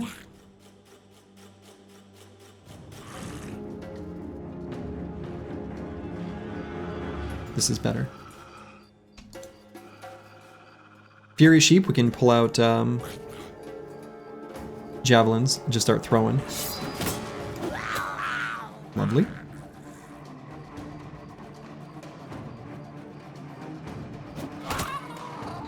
Okay, even though we don't have Duelist right now, I think that's okay, honestly. Here we may as well throw out this Skirmisher, prevent him from throwing his net.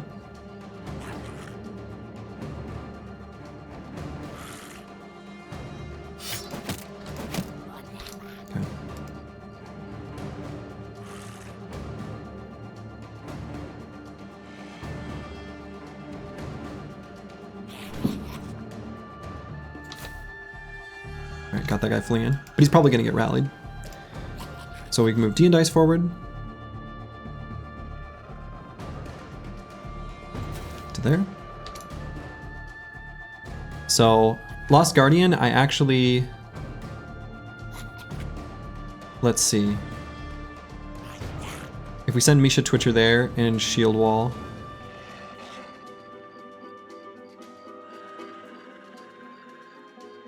Maybe we want to leave Lost Guardian here.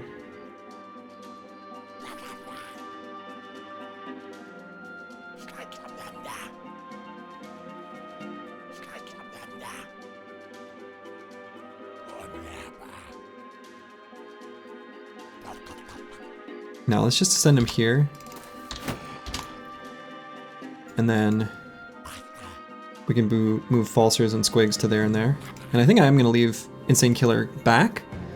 There are going to be some flanking Wolf Riders on both sides, so we're going to have him with rotation kind of ready to move around. He also has like a really good weapon for being central to the position where he can move 2 hexes and still get an attack.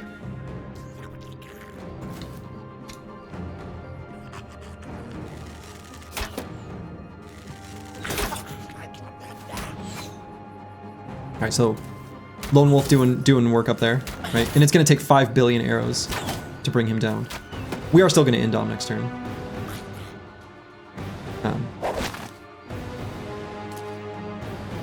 This hill is helping us though. So we don't have to push him forward super aggressively like I was maybe originally planning on. It's not required anyway. So No Man 1220, we don't want to be down in this valley. We can move him all the way up to here even. I think that's fine.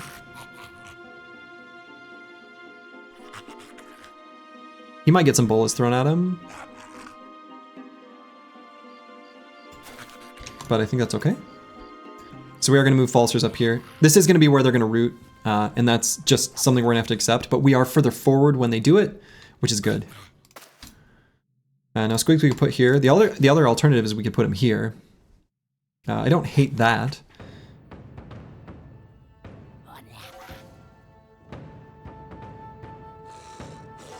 It's an even better route for him. They're going to do a few though, like here and here. And the shaman up here might not be in range.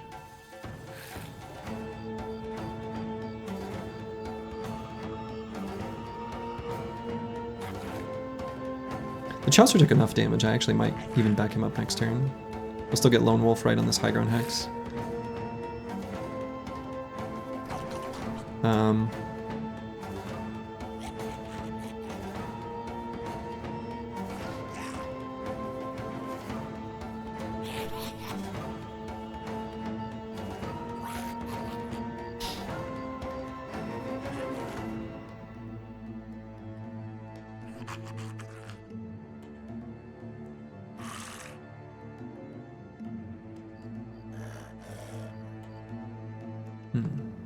no, let's go here.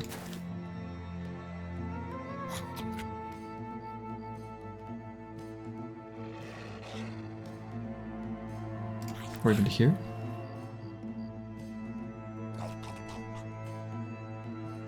Or even to here.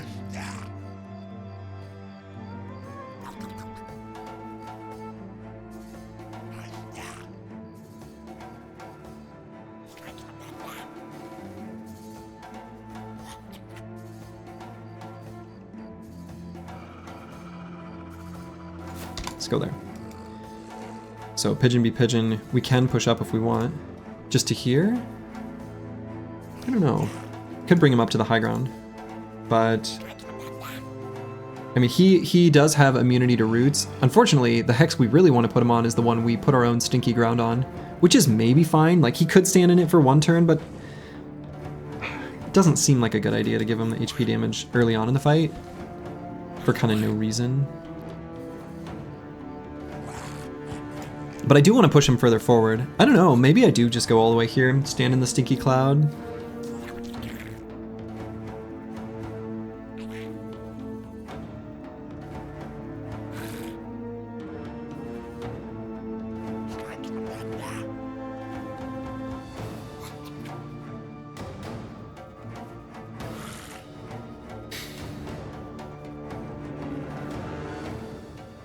Now let's just go to here.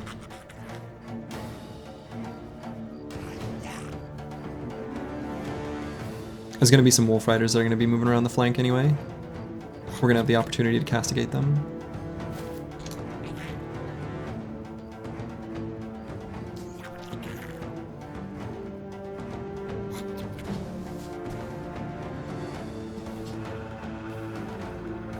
Can push Last Guardian up.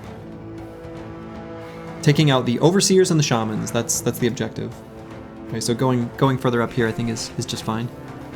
So they're gonna root here, and so like this is kind of like a safe spot. We know at least one of them can't do puncture. The reason I'm so concerned about the punctures is that's like the only thing that really does damage to us, because the forged armors are just gonna ignore the spears, basically.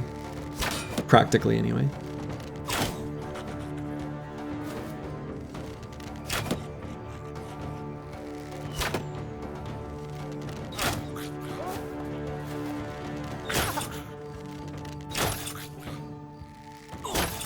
In retrospect, I guess I should have given the Chaucer a ranged defense shield. Alright, so it's time to do a little fencing.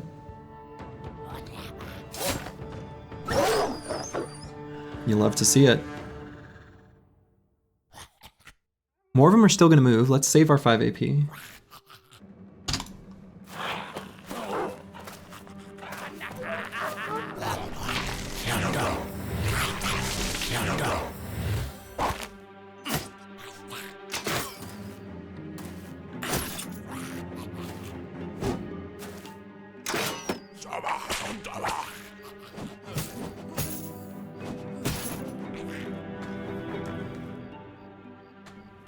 Okay, go here, reap. Or could attack this guy and finish him off first. No, we've got a nice AoE attack. Let's do that. Good. Annoyed that that guy still gets a turn, but fine.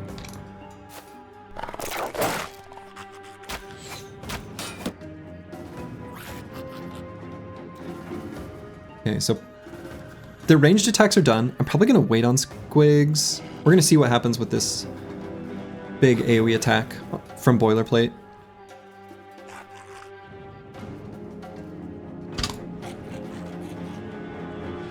Lionheart, kind of same deal.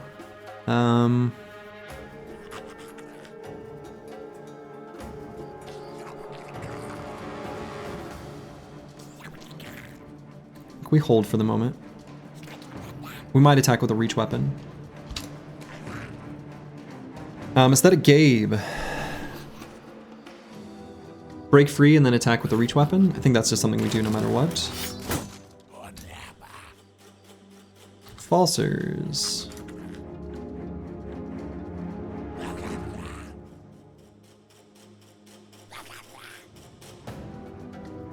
Tempted to attack. If I did, I think I want to attack down at this low ground. I think that's the most dangerous part of the battlefield right now, is actually down here, where the Chaucer and Pigeon Be Pigeon are.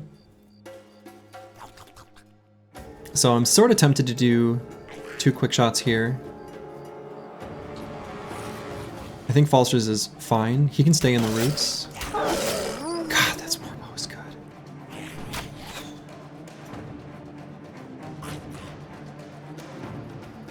Disco Nick, I think his fatigue is all just going to be breaking free and then breaking Misha Twitcher free. Oh, damn. Had a really high chance for that to succeed.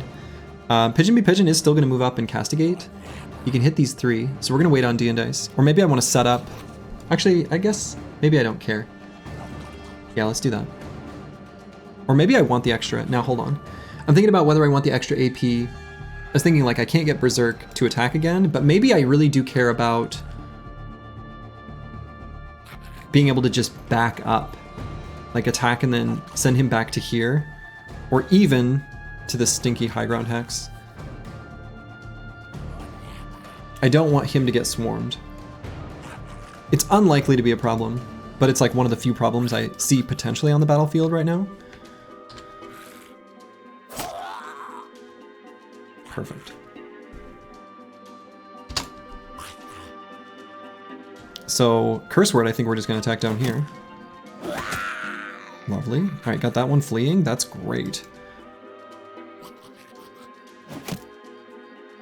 And they are going to go back and engage Curse Word, but I think we've got tools to deal with that. Oh, we don't have enough fatigue. I see. So maybe I just go to here and attack.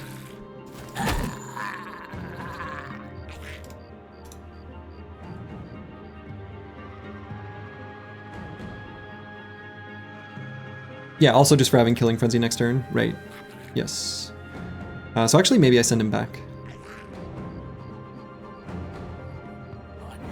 Again, he's weirdly the one that's currently most vulnerable. So maybe this hex is actually safer. Got a nice, like, high ground arc.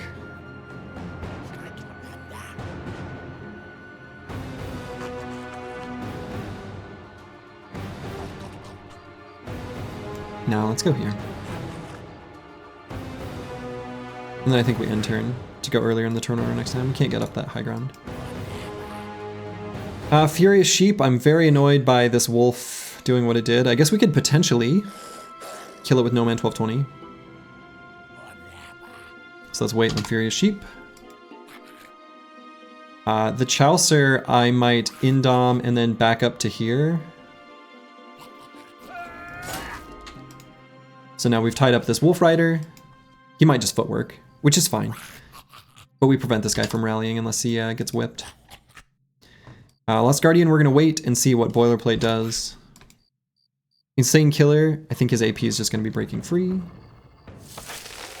And then freeing Misha Twitcher, lovely. Misha Twitcher doesn't have enough to shield wall. That's fine, let's just free Falsers. Cross your fingers. Beautiful. Otosama, thank you for the raid. Hope you had a good stream.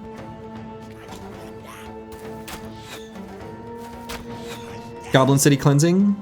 Goblin City Cleansing. So yeah, as previously described, I think we're going to attack with the reach weapon on this wolf. Cool. And that opens up Furious Sheep to do some furious throwing. Squigs, I think, is just going to break free and break free an ally. Honestly, freeing the ally is more important than him being free himself. Lionheart, I think I am going to attack with a reach weapon instead of breaking free. Okay. And then D and Dice can move to here, or even all the way up here. How many punctures do we think they have? He does have the Ejirok armor. We know they at least don't have one there.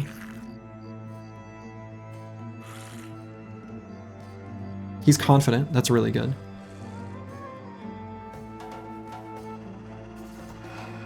Could just go to here, move up to be in range of the shaman. If we're moving him up this far, maybe we pick a slightly safer hex. One of them had a pike. Round swing time. Oh my god.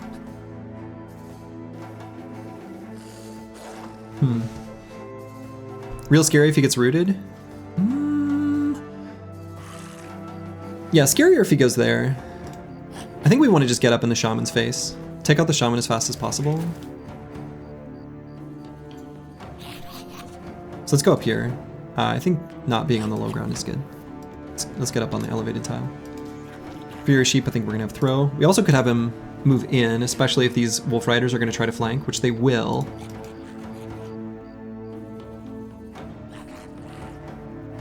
So moving into here on Furious Sheep, I think is a good idea.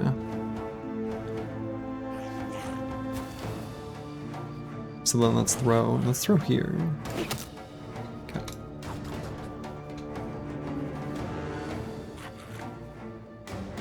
So Lost Guardian, we can have move up and attack this Overseer, or even finish off this Skirmisher.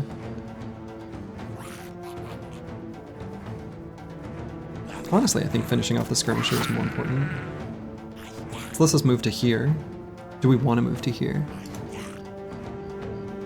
Yeah, I think because they're going to root here otherwise. So we can go to here.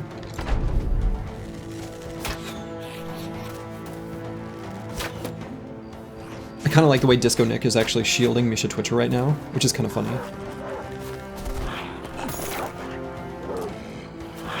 Okay. So then moving to the back line, that's the move I expected and the one that we're ready to deal with Insane Killer 013. That's why we left him back. Same deal with Pigeon v Pigeon.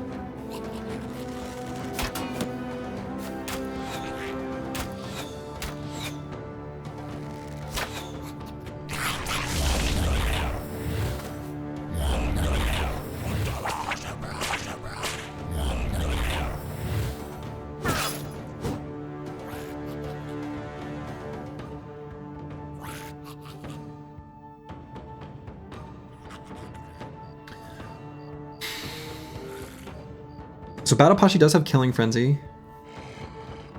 Can he one-tap a Wolf Rider? I don't think so. I don't think so. Not with this weapon. Not quite. So I think I'm going to wait. And we'll move in the second half of the round. No Man 1220. Whether we kill or not, I think I like this attack. Yeah, because then we can just break someone free. And I think... Let's just be greedy to ourselves. Is that a Gabe? Definitely going to move back and help deal with these Wolf Riders. So I think we go here, pull out Reproach of the Old Gods, and... Lightning. Falsers. We did give him this big, fancy Sir Erkenbrand's knocker. We currently do have a fast adaptation stack. We are very likely to hit and very likely to kill in one attack with this insane weapon. I think that's actually quite good.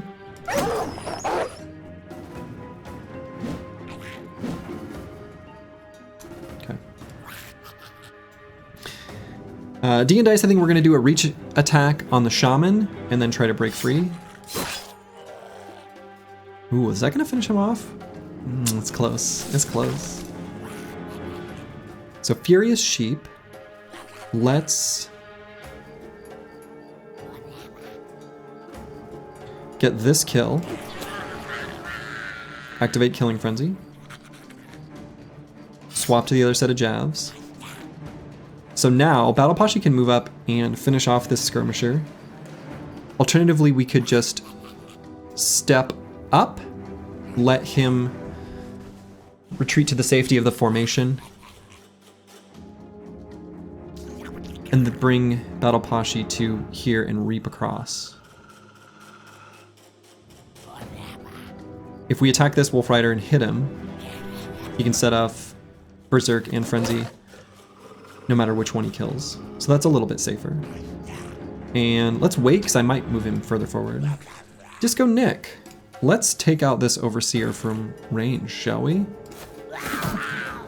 No, we won't. But we will hit the one directly next to us. Retreat to the safety of getting rooted guaranteed. I mean, sure.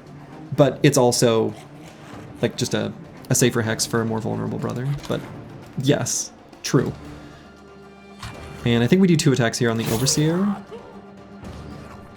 I don't think this is enough damage to finish off with a Decapitate, so I'm going to do another regular attack.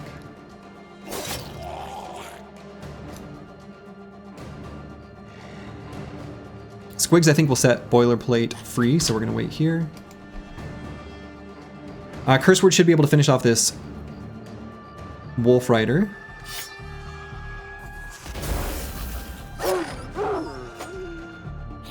Very close. Pigeon be Pigeon. Let's get either the kill or move him to a safer spot.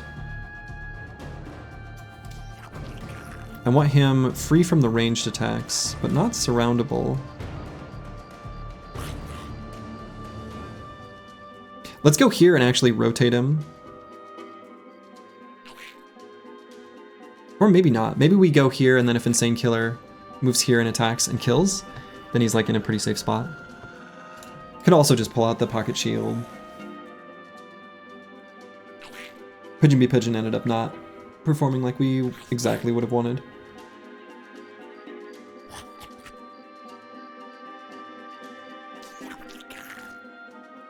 Root maxing, best play. Well, right now this Shaman is fleeing, and this Overseer is not in range to rally him. He might rally himself. This one is nearly dead, and this one can only root up to here. So like I think we're actually in pretty good position for the roots. So yeah, I don't know. I actually might just pull out the Famed Guardian and like take a step forward.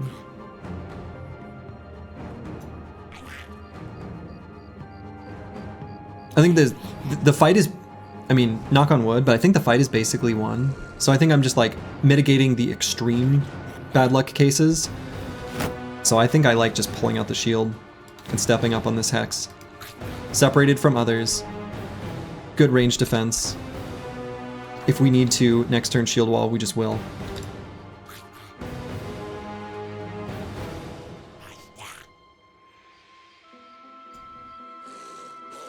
So I'm gonna move Insane Killer here, but attack this one. So if I'm gonna attack this one, I'll go here first.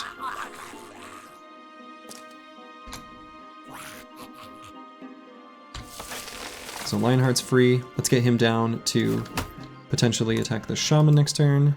Free ally, more important than freeing ourselves. Excellent. Misha Twitcher, let's...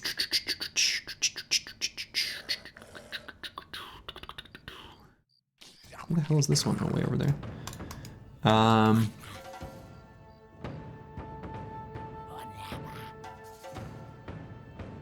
Could even go here and attack this guy. I don't hate that. I think if we decap, we can kill him. Or just regular attack. We didn't have enough fatigue, which is fine. Could put the Chaucer here to lock down both of these Wolf Riders. So let's do that. We're going to wait. And then in the second half of our turn, we're going to retreat to the high ground. Okay, that's just so they don't rally.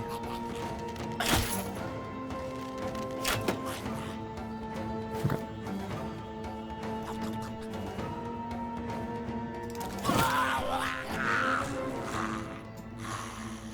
So Battle Poshy back to here. Or do I want to go forward? There's still a lot of goblins over there. I mean, I think this group does basically have it on lockdown. But I feel like back here is taken care of as well. I think so. If we go forward... Furious Sheep could just shield wall. So if we go here and then free squigs. Oh no, we don't have enough fatigue. That's still fine. We still got good range defense. Let's just chill right here.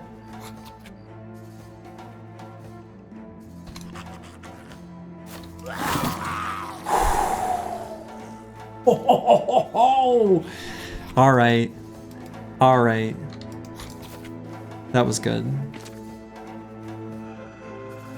So yeah, let's bring the Chaucer back up.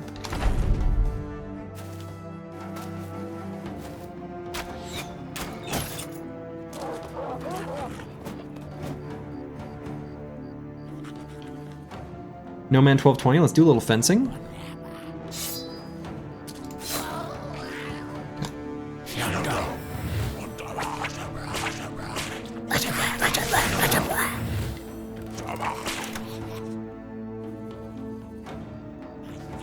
Okay, let's just move here and wait.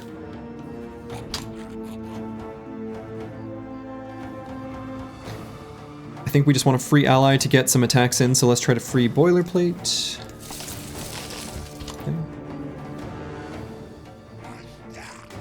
Lightning's good, but let's... No, we don't need to wait. We can go here. Okay, beautiful. Cool. Let's finish off there and there. Let's finish off this guy. Take a step down. Pull out big axe.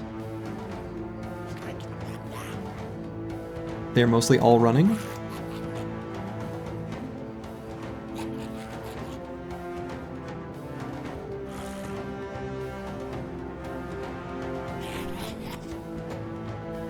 Let's just go here, shield wall. We're gonna prevent that guy from running as successfully with our fists. And Furious Sheep, I guess. I don't know. Just throw. We just throw.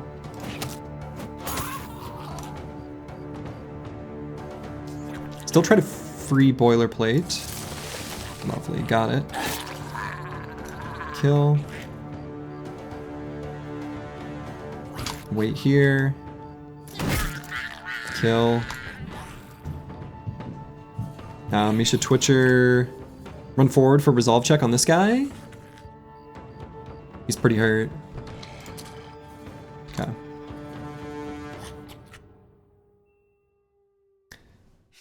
Pull out Warbow. Do Warbow stuff. So if we move forward 2 hex, we can attack at this Overseer. Oh no, we don't want to do that. Oh, I see. He needed to be at that hex. That's fine. We can just attack this guy. Yeah, that was good. For the resolve check purpose. This guy can't get in and attack him. I think we just save our fatigue and turn right there. Wait on curse word. Push boilerplate forward. Cool. So who's running this turn? This guy, and this guy. This one doesn't have anyone in melee with him yet. So let's go here to prevent him from rallying.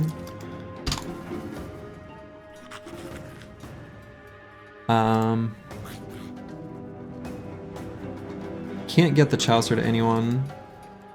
We can get the Chaucer here though, just to get in the face of this Overseer.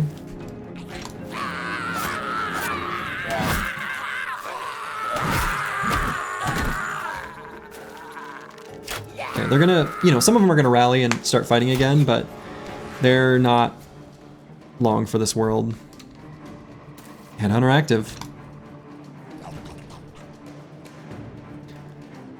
So safest cleanup. Let's move up here.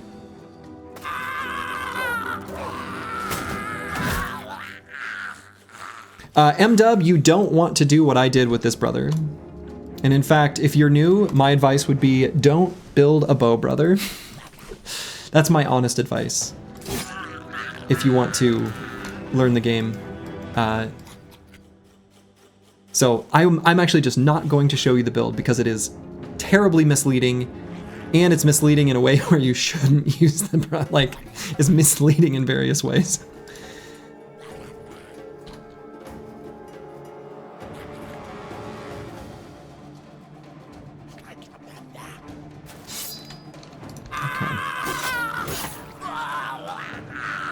That's basically all she wrote. Goblin City's defeated.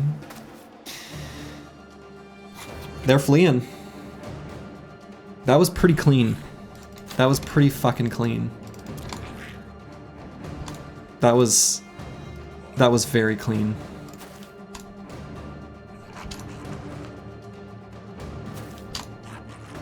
So we just get in their face so they can't rally. That's it.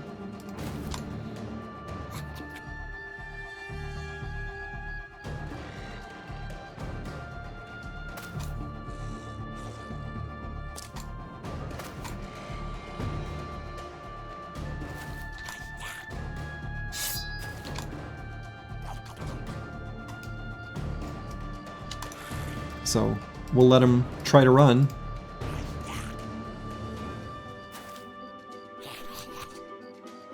But they will not succeed. Some of them will. Terrain high roll, yeah, this was a super terrain high roll.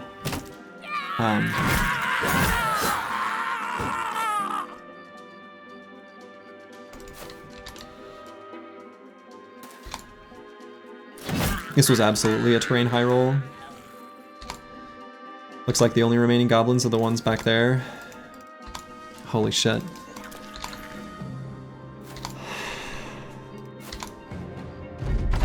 Run them down, of course. These last two, we can turn them into tools. Turn them into experience. Put them through the grinder.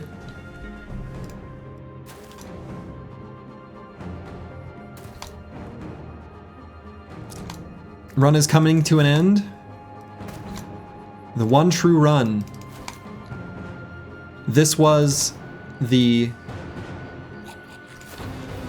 difficult capstone fight. And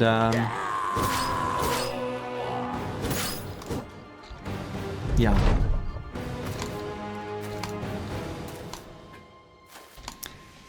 No problem. You love to see it. You love to see it. Doing Witch Hut with sticks? No, actually, we're gonna be doing Witch Hut with sword and board. I think we have so many heavy armors that we're good to do that. Boom. The Emperor's Countenance. But first we have to drop some items on the ground. What are some things we don't need? We don't need these anymore.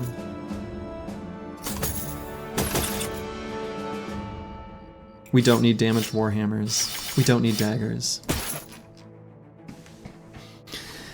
I guess the Emperor's Countenance is like the only thing we really need from here. Cool. All right, I need to pee. So I'm gonna be right back. Be back in a moment.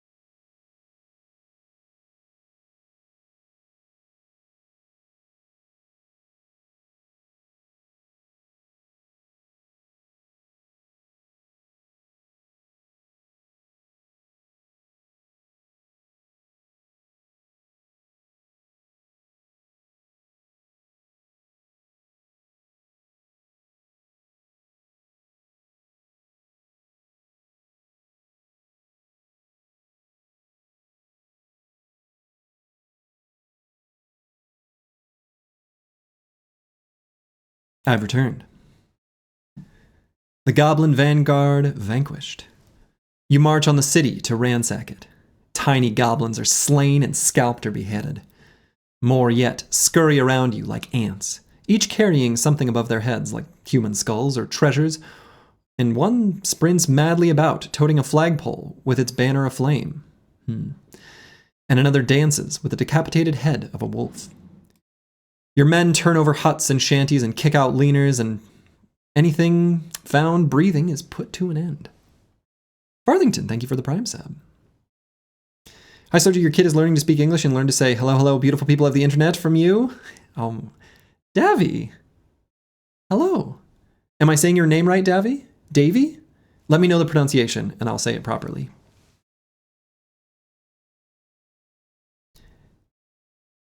An ancient fortress the goblins used for a city core is set upon with a pillager's eye.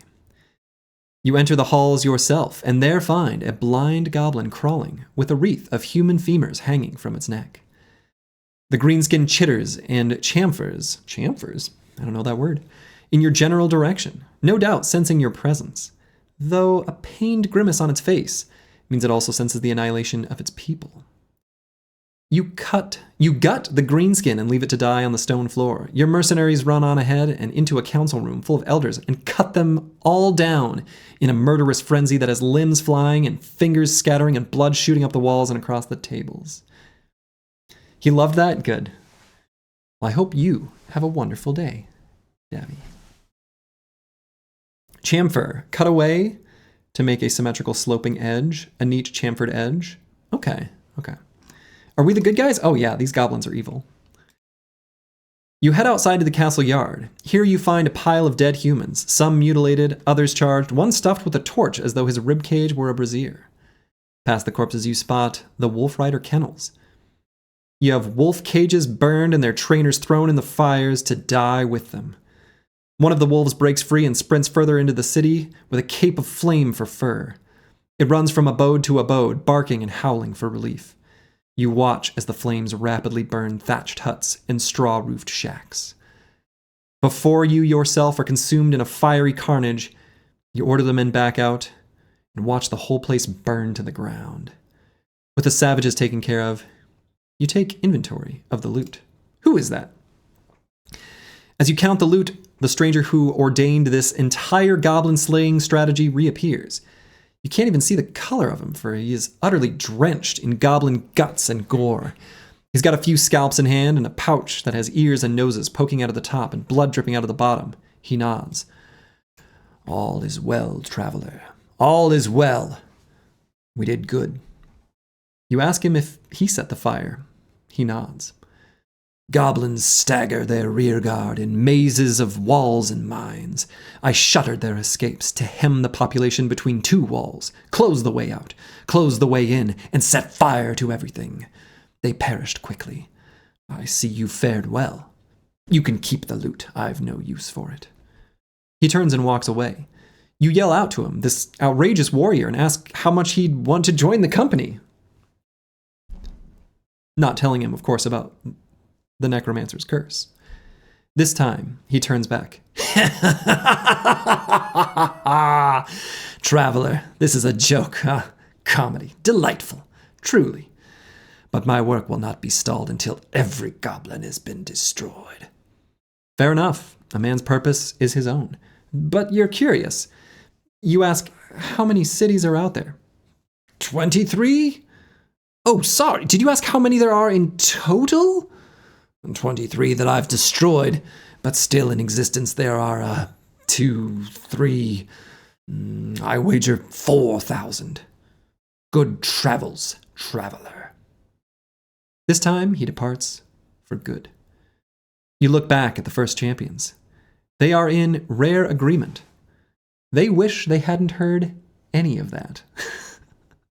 That few, huh? Boom. We can mark our legendary locations. Looking pretty thin here. Oops, that's not the right button. And we'll add to the list Rule Gazix. It is done.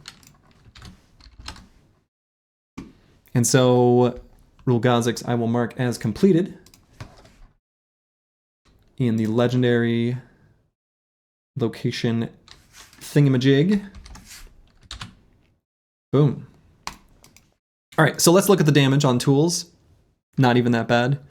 Literally, we have enough to fully fix everything. Is today the day? Today is the day. Curse word gained a swag level. You love to see it. Where is Witch Hut again?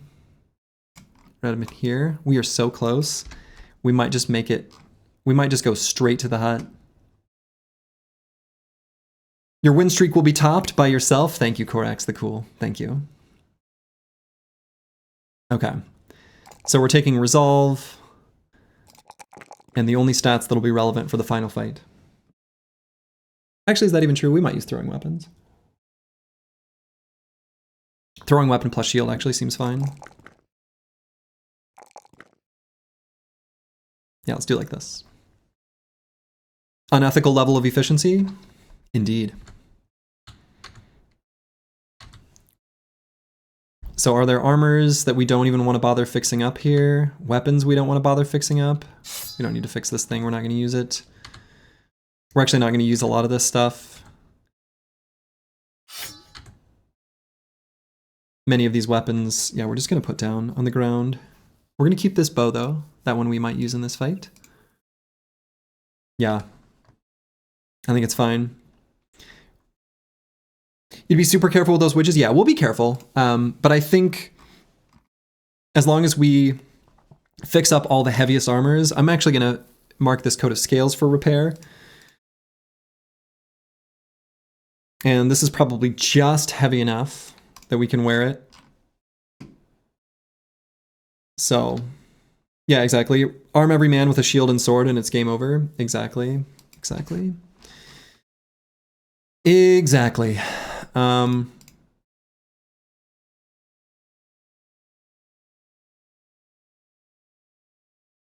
So we have a tiny bit of stuff I want to unequip. What would that be? What do I not want to fix up? I mean, I might get in a fight on the way, potentially. Kind of want to avoid it, though. There's kind of no need. Maybe I don't do anything with this armor here. Honestly, this helmet's probably fine. We'll just put something like this on. Yeah, and we're going to make our way straight to the Witch Hut, where we're going to do that during the day. And we're going to do a bunch of gear swapping, for sure. There's going to be a whole lot of gear swapping. But we're not going to do it quite yet until we get close. Not taking fight for morale. I mean, we're currently euphoric.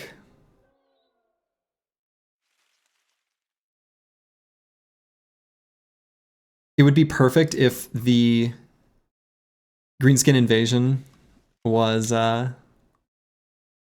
1 right now.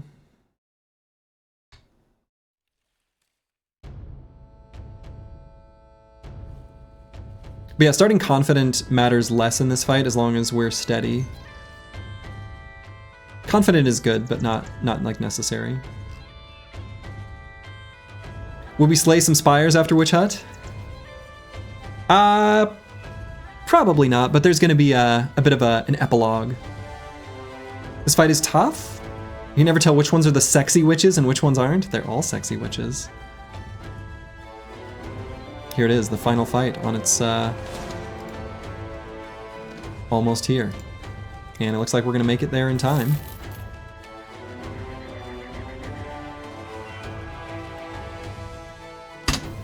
Boom. We did it. Team still euphoric? No. Drop down to eager. Okay, so honestly, all we're going to do here is equip the heaviest armor we've got on everyone. Literally everyone. A sword and shield on literally everyone except for Falsers, who we are going to keep this Battleforged Bend on, and probably one other ranged bro who we are going to give the Magnificent Shooter. And that's basically all we need to do. So I think if we do that, we're in good shape, right? So these two bros, well, I'll talk about what we're going to equip on them in just a second. Actually, I guess I'll just do it now. What we care about is their vision range, so that they can shoot as far as possible. So we're putting on the helmet of the Age of Rock, and we're going to put on heavier armor than this. We're going to put heavier armor than that on basically every single thing. Don't give ranged bros weapons, because if they are charmed, they can swap weapons. Ah, true. Yeah. True enough. So yeah, we're just going to give them the ranged weapons. I think that's accurate. Ranged weapons, but I'm going to give them a shield, pocket shield. Basically, everyone's just going to have a sword and shield. The Chaucer. Let's give him the Emperor's Countenance. Pigeon be Pigeon. Let's go ahead and give him a Noble Sword. And we'll put on a different shield. Disco Nick.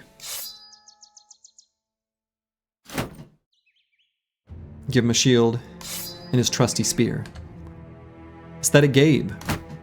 Actually, we might... Should I unequip the Reproach of the Old Gods? Actually, what I might do...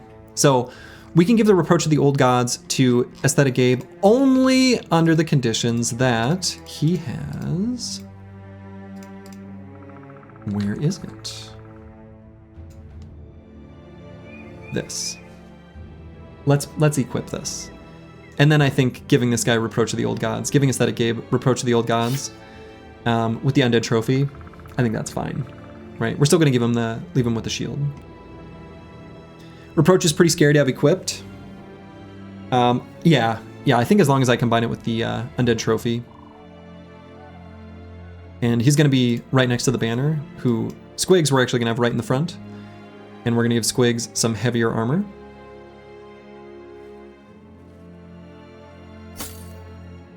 In fact, let's give him the Coat of Scales and a full helm. Maybe not that heavy, huh? Let's give him... I mean, I guess we should still try to get a little nimble value. I think let's give him the... Like this setup. What's this put us at? 73% nimble? Sure. And then Pigeon be Pigeon, let's put on the full helm. So the whole team is going to be wearing the heaviest stuff we got. We'll still leave the a pocket shield, but we'll give this to someone else to use. Who do we want to have use the Gilder's Embrace? Maybe the Chaucer as he runs forward. Misha Twitcher. Actually, honestly, I guess the Glorious Mutilator is fine. We can leave that. In fact, we can keep the whip handy. Let's do that. I think that's okay. Boilerplate. Let's give him his trusty spear. Furious Sheep. Let's hold on Furious Sheep for the moment. We might actually leave him behind if we don't have enough heavy armors. Let's hold for just a moment. We'll see. We may end up actually leaving one bro behind, which I think is totally fine. Chaucer in the full gold suit. Sure. Why not? Why not? We'll send him forward, right? Jingle Hat Wen? Okay. Boilerplate, I think this is good. Lionheart. Shield. Sword.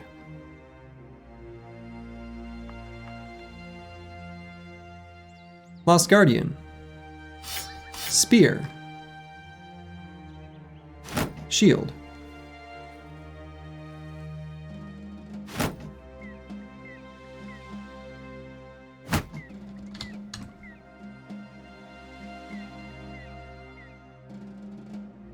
No Man 1220. Heavier armor? Heavier armor.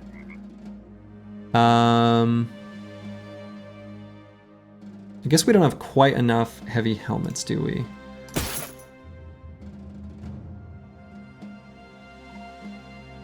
So we're gonna have Falsters go into battle like this, which is utterly unhinged. Actually, I guess I want to give him something lighter. Let's give him this, just so we can shoot more. We need the power of music? We do need the power of music. That is actually accurate and true. Put it on Falsters. Falsters and Squigs will each carry the power of music with them into this battle. That's accurate. We do need those. We do need that. Bloxor is correct. When you're right, you're right. Insane Killer 013. Sword and Shield. D and Dice. Will the AI use puncture? I don't know the answer to that. Let's give him a spear. Kaka! Kaka indeed.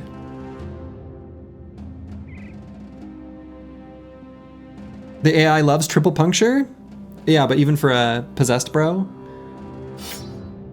Battle Pashi. Spear and Shield.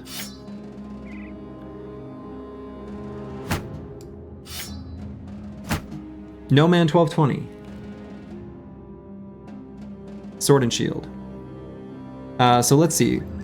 We are a little bit lacking in the heaviest of armors. We got the coat of scales and the coat of plates. So where can we put those? So I think Falsters is good. Unhinged looking team? Yes. So which one of these is the lightest?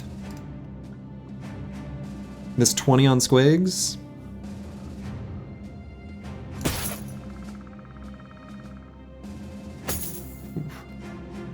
Let's leave that like that.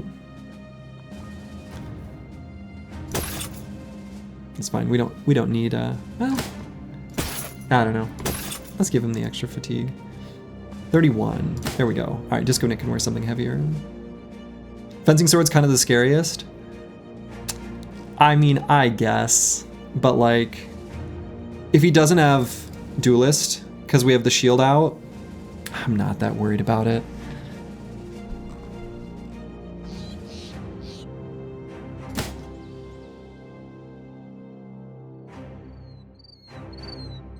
Mushroom on Falsters? No, we're not gonna do mushrooms.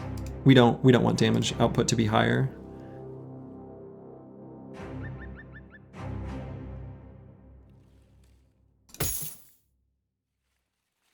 And is this heavy enough to be safe on Curse Word? I think as long as we have the throwers, like, I think honestly, as long as we have them just like take us one step back at the start of the fight, the swords aren't gonna do anything. Like, I think it's fine.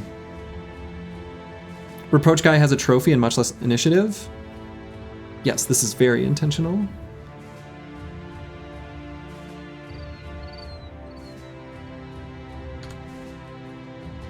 Time to lose a bro to dire wolves.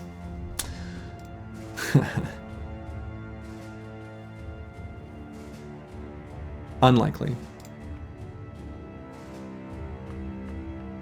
Okay, so as long as Squigs is right here in the center, we've got good armors here.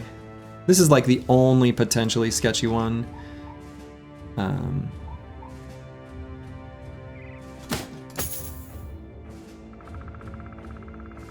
But I think it's honestly fine.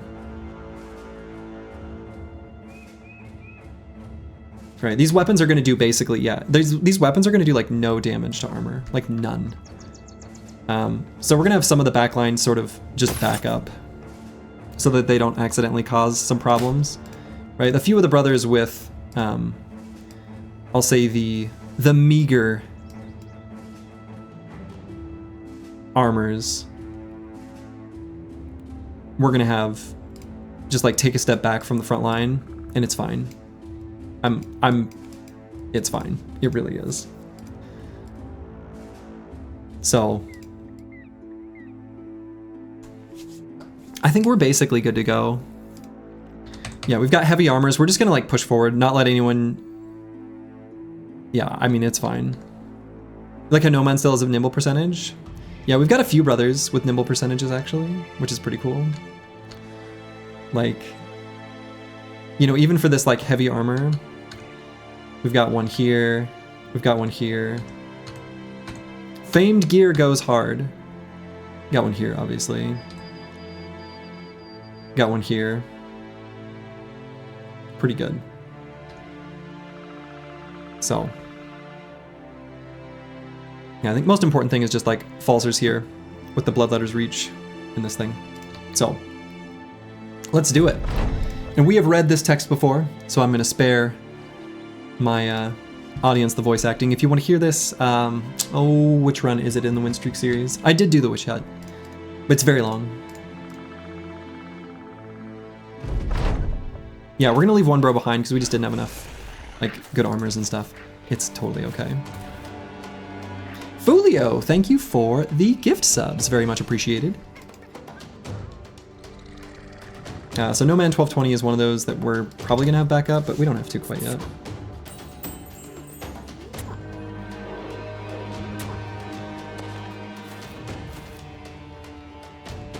Okay, so we're going to push Pigeon be Pigeon with Aesthetic Gabe. I guess it kind of has to be.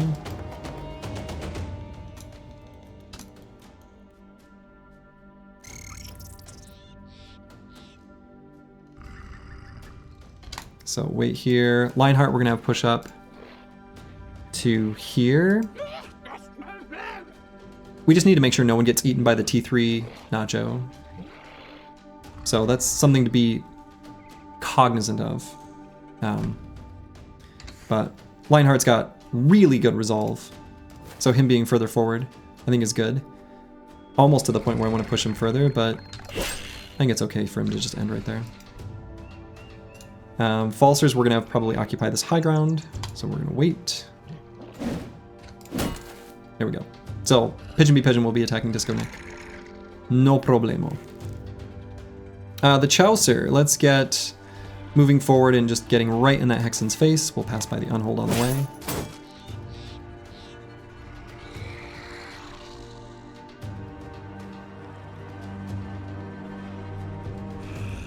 So I think Battle Pasha can push forward. Maybe not. He's got lighter armor. He's kind of like standing here just to shield push people, if anything. So I think we just wait. Boilerplate, we're gonna have step down.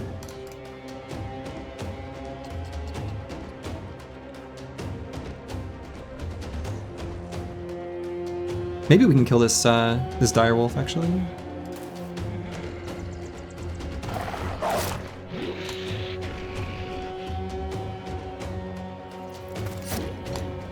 Guardian there, I think is fine. Disco Nick, let's shield wall and then just move to here. Pigeon be Pigeon's pretty accurate. Maybe better is just to shield push and move forward.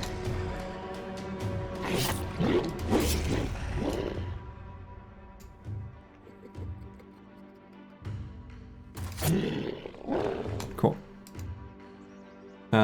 Sane Killer 013 does have rotation. I don't think that'll be necessary, but maybe we keep him back on the weird off chance that we end up needing that.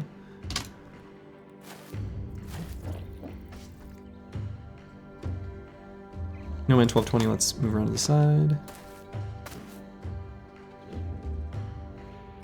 All right, so Curse Word does have a shot on one of these Hex, so let's go ahead and take it. Easy.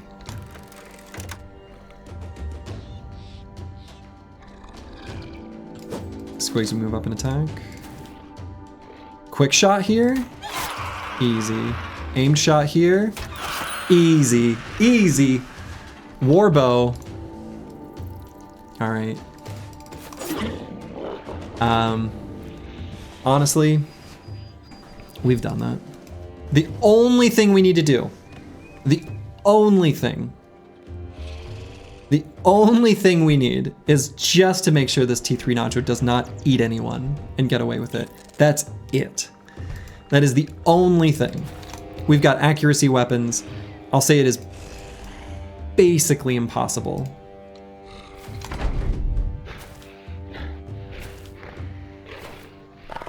Don't accidentally kill a Hex on my... Well, we have 9 lives on literally everyone, so Honestly, we even still can.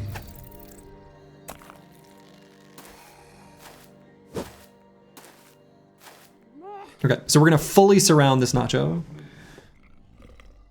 I think we just attacked twice there.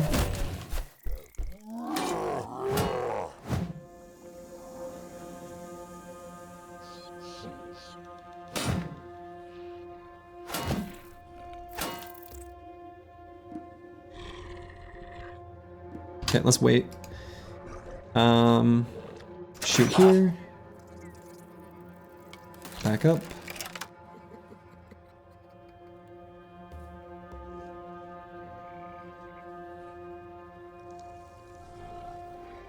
Let's wait there a moment. Let's wait on Last Guardian because we're going to try to push. Okay. He can't eat now, so no snack. Honestly, let's also push there. Why that is will be revealed in just a moment. If you know, you know. If you see it, you see it.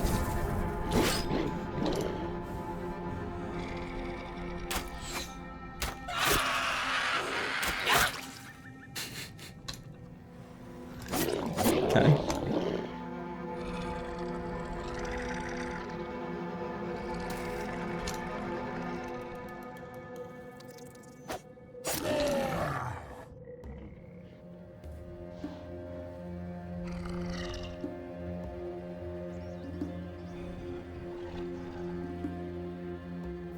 Alright, we're gonna have Insane Killer rotate him.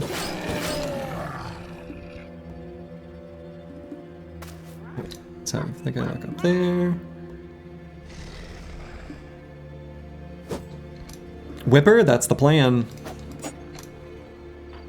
So, joink. And all the Hexen are dead. So now the only threat to the future of the run, the one true run, is this single T3 nacho. Nothing else is a threat to us. Absolutely nothing. So anticlimactic? Are you kidding? It's beautiful. It was perfect and just as it was always meant to be. The only threat is this other T3 nacho as well.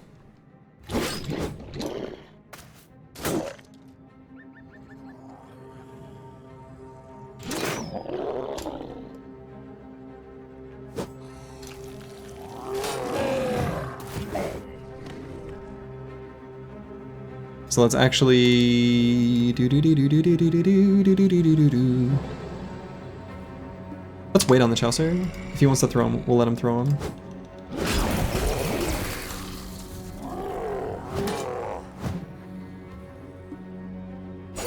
So we put all damage on this nacho and this nacho. Kill this Webnact, I think is fine.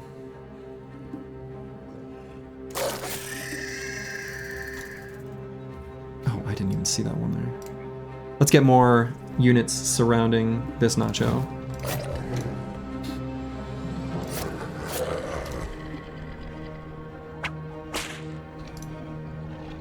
Let's give this Unhold the power of music. Next turn. We'll put a shield.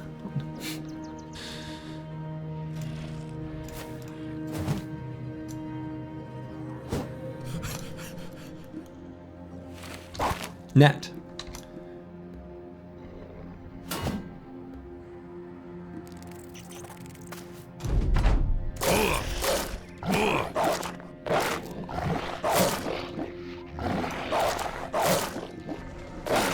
Incredible. The one true run was, in the end, not a false run. It was the one true run, after all. Oh!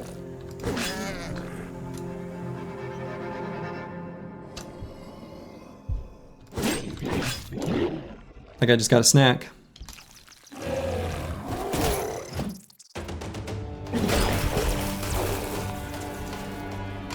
Yeah, spit it out. Spit it out, buddy.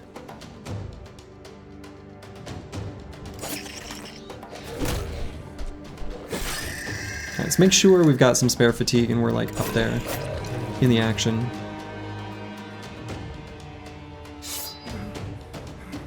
I'll give someone the power music here soon.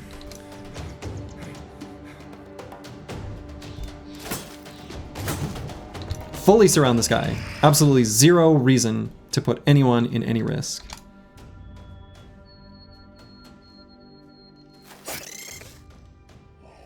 And we'll get boilerplate up there, a little closer. Punch, punch.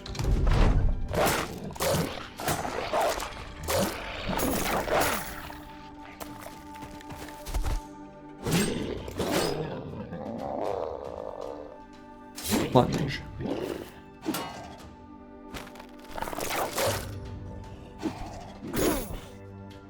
Feel like you haven't hit anything in 30 fights?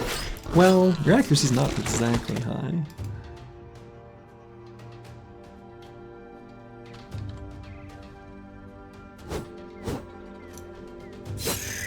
Okay, just want to free as many hexes around that brother as possible. Okay, that guy's fleeing.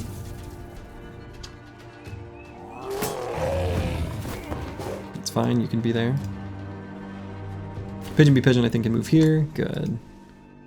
Falsers, let's save our fatigue. Just going for resolve checks here.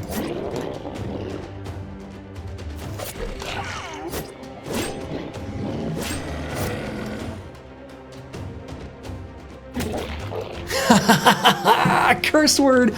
Punched him! You love to see it.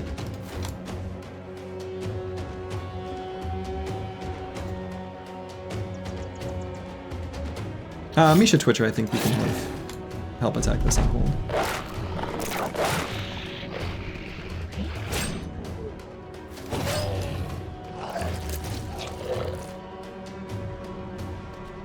Okay, we go for the full surround on this Nacho. Absolutely unacceptable behavior to eat someone. That's rude.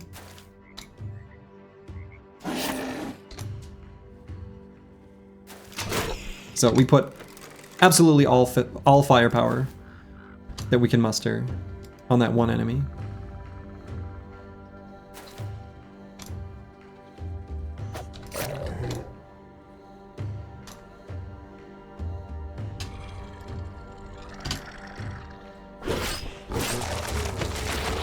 And the threat is eliminated. The final threat to the run, gone.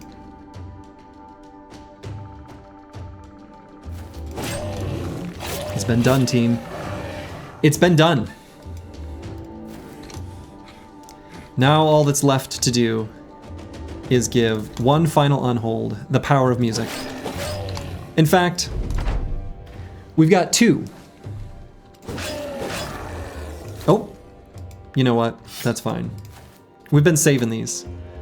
We've been saving these. Let's give them all the power of music. Falsers and Squigs. Two cornerstones of the run, making it real.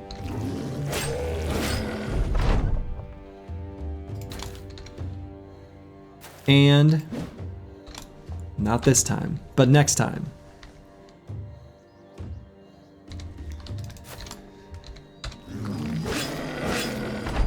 Let's give them the power of music. Give them the power of music. And music. No.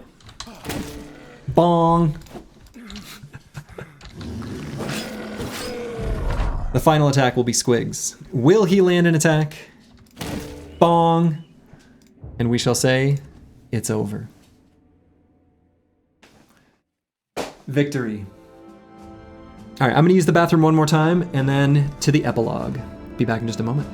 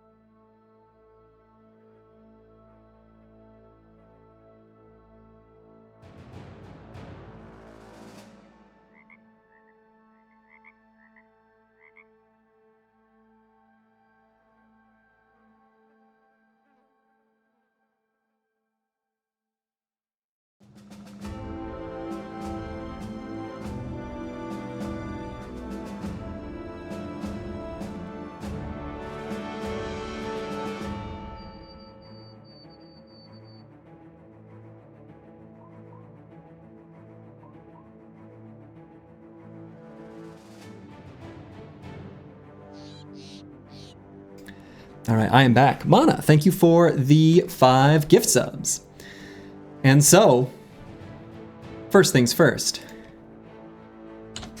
Remove this from this list and add to this list.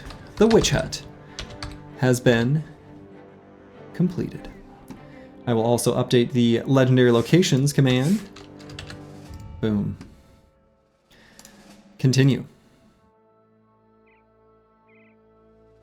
Ooh, let's get some Black Marsh stew.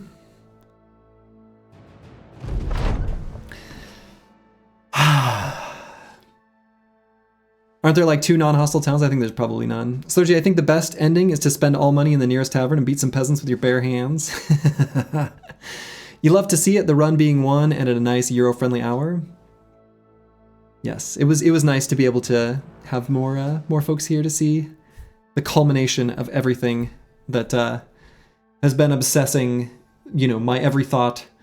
I've been, yeah, I'm so happy right now. Like I have this, there's a feeling that I think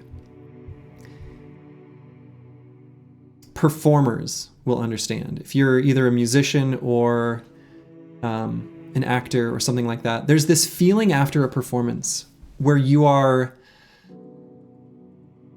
finally able to sort of release the tension from your body, right? There's this bittersweet. It's mostly euphoric and happiness, but it's a little bit sad. It's sad, but in a good way. It's like a good sadness. It's like a sadness you seek out. And that's the feeling that I have, like honestly, really, like, it's like a deep, like I feel it just right in the pit of my stomach is a wonderful feeling, which is why I grabbed myself a Hams, actually. A celebratory beverage. Save file with 0 towns visited is better than drinking. Yeah, we're gonna leave it at 0 towns visited. I'm not gonna move anywhere from here, just as with the past runs. Non-believers are seething. Non-believers are seething. GG, well played. Thank you, Darkzo. Sadness that it's over. Yeah, there's a little sadness that it's over. Like leaving a Taco Bell restroom. Actually, it's a little bit of that feeling before you go into the Taco Bell restroom, but everyone knew that this was the one true run. Indeed. And what is Dovcool? He's not spoken to the witch. And we gain the Obsidian Dagger, which we'll put on our fully kitted out set on the Chaucer. Muted Fish, thank you for the congratulations. Bjorn to Kill, you truly love to see it. Thanks for sharing the run. Are you going to keep the team like this? Yeah, we're just going to leave it right as it is. So happy for the run. After the break to reflect after the loss in the previous try. Yeah, thank you, Fulio. Yeah, just like you eat a good dinner and you get sick and you need to throw up. Kind of. Needs the legendary quiver too. True. Give him the legendary quiver. And actually,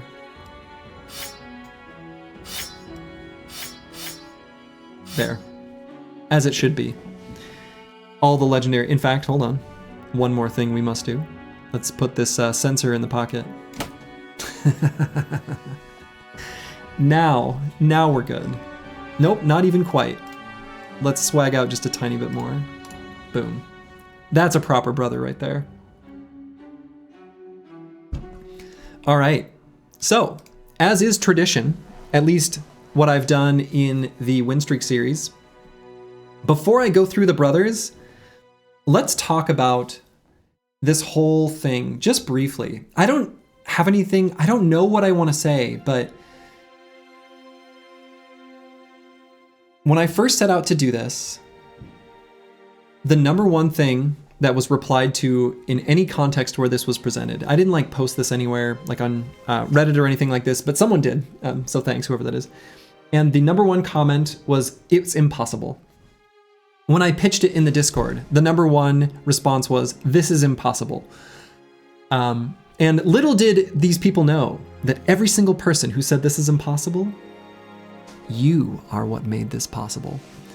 That is what drove me. I am stubborn. I refuse to be defeated. I refuse. You know, if I set my, I don't know, personality trait. If I set myself to do something, my God, I do it. That's just, and it's not necessarily always a good thing. There's a downside to this mindset, but it's who I am. You know, when in the past, when I've said, all right, I'm going to be a top, I usually set something that I think is pretty achievable, like top 100 Grandmaster StarCraft 2, top 100 in Magic the Gathering Arena for this format I like. You know, I want to reach Immortal in Dota 2. If I set a thing, which is always games, because I love games, I don't stop until I achieve it. I have the determined trait, but maybe also dumb. Iron Will, sure. Definitely not Iron Lungs, though. Boy, I went on a run the other day and proved that. But I'm just so happy that finally got to do that with this game. I think this is, even compared to the Winstreak series, this is my most proud gaming achievement to date. This is better than anything that I've done. This is the pinnacle of my personal achievement, and I'm very happy. Did you let your better half know you did it? No, I'll text her.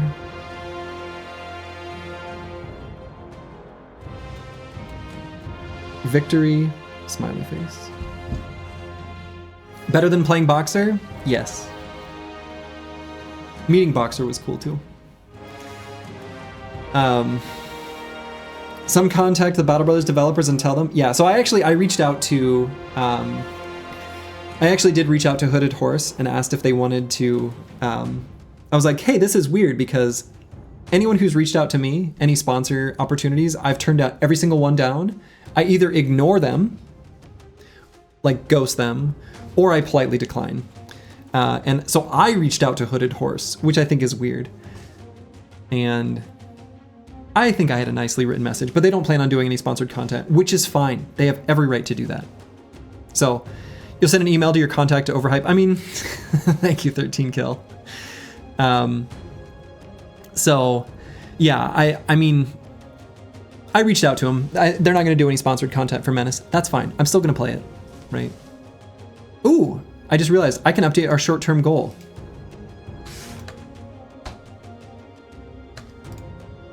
It's updated. We already achieved it. The short-term, medium-term, and long-term goal of Don't Die, successful. Oh, and I guess before I introduce the brothers, let's first take 2 screenshots. First, obituary. Screenshotted. And one more, where I'm going to click on the minstrel, visited 0 of 20 settlements. Screenshotted.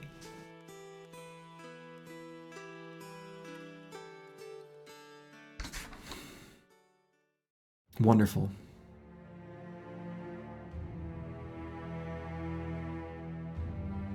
Man, don't end like this. We did it. This is... You already miss it? I know. That's that feeling I'm talking about, right? There's that feeling of missing something that you just did. Perfect ending, but you'll miss it. Me too. I will miss it, but... you know, the next... I am going to continue the win streak. What that exactly means is to be determined. However, I'm going to do something... My next streams are going to be something lower stakes, more chill, just for my own sake. Because, you know, the thing about a no-loss run is that every single stream, every single one was risky, right? There was not a single fight that was 0 risk, because that's just not how it works. We need a famed spear named after Disco Nick. I know, Disco Nick was definitely, I think if I had to pick an MVP, he was the most important brother, I think, of the whole ensemble. No loss is hard to make entertaining long term. Yeah, I mean, maybe so. But I feel like, I don't know, people are hanging around. I'm happy. Before I introduce the team too, Thank you to everyone who watched, especially the regulars who I thought about naming, and I'm not going to because I don't want to forget anyone. I'll feel really bad. But all the people who, you know, have been here for the run since the beginning, thank you. Like, being able to do this experience with others is wonderful. This is a single player game, right? It's a little bit lonely. And so, you know who you are. If I've acknowledged you ever by name, which is a lot of you, like, thank you. Thank you for joining me on this journey. Thanks for being here with me. Thanks for, you know, all of the fun goofs and memes and everything. The memes channel on the Discord is just wonderful. Have super appreciated it. You know, I'm just very happy that y'all are here. I really am. So being able to experience this with other people is great. It's just great. It's just great. So without further ado, before I turn into a weepy mess, let's go over the team and take a moment to appreciate each one of the brothers that made this possible. First up, we have the Chaucer. With the company for 301 days, took part in 606 battles with 238 kills. The most powerful foe he vanquished was Eugen the Brigand, so I guess a brigand leader. And I'll talk a little bit about the build. Pretty straightforward. You know, I think I'm actually really happy with 9 lives over Colossus. It helped us the most when we were level 2. Congrats, by the way, great run. Thank you, Sins. Much appreciated. As I've told you before, merely standing on the shoulders of giants. But yeah, the Chaucer actually surprisingly high number of kills. Level 19. This is a really good brother. Strong and fearless. This is one of the 2 brothers on the squad that's actually really quite good. Hey, thanks, Broad Metalluck, too. Much appreciated. And standard sort of lone wolf tank, other than, you know, other than 9 lives instead of Colossus, I'd say this is a pretty normal looking build. And Pathfinder. I don't always do that, but I think in the context of no loss, I really like it quite a lot. Up next, Disco Nick. With the company for 301 days, took part in 607 battles and has 459 kills. You know, despite the relatively low kill count, Disco Nick was probably the single most important bro on this team.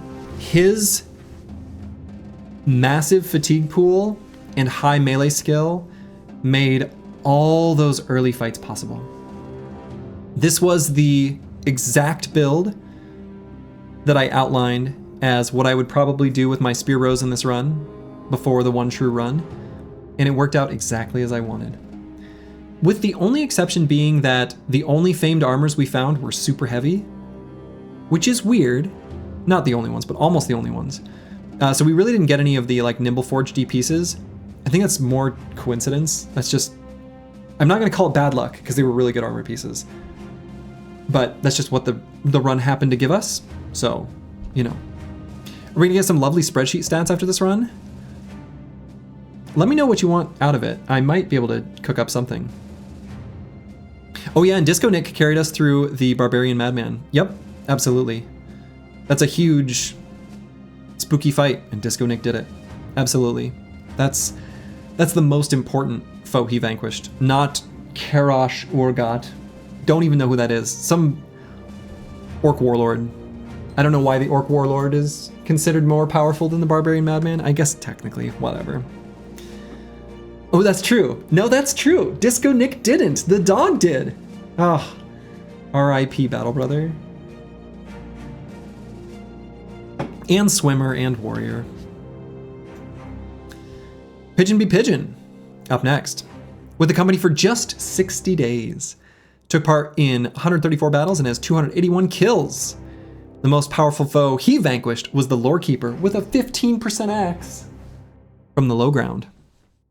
This was our sensor build for this particular run. We had to grab some stats to make up for low secondaries. Or perks, rather. The ones that helped us do that were Nimble Forged. We had a good armor set up for it. Nimble Forged can help compensate for low hit points. Fortified Mind can help bring up low resolve. And otherwise, we just pumped his low fatigue and made the most of this brother. Pigeon Be Pigeon was... he had a few beautiful moments with the sensor, just like knocking out tons of enemies, especially in Black Monolith.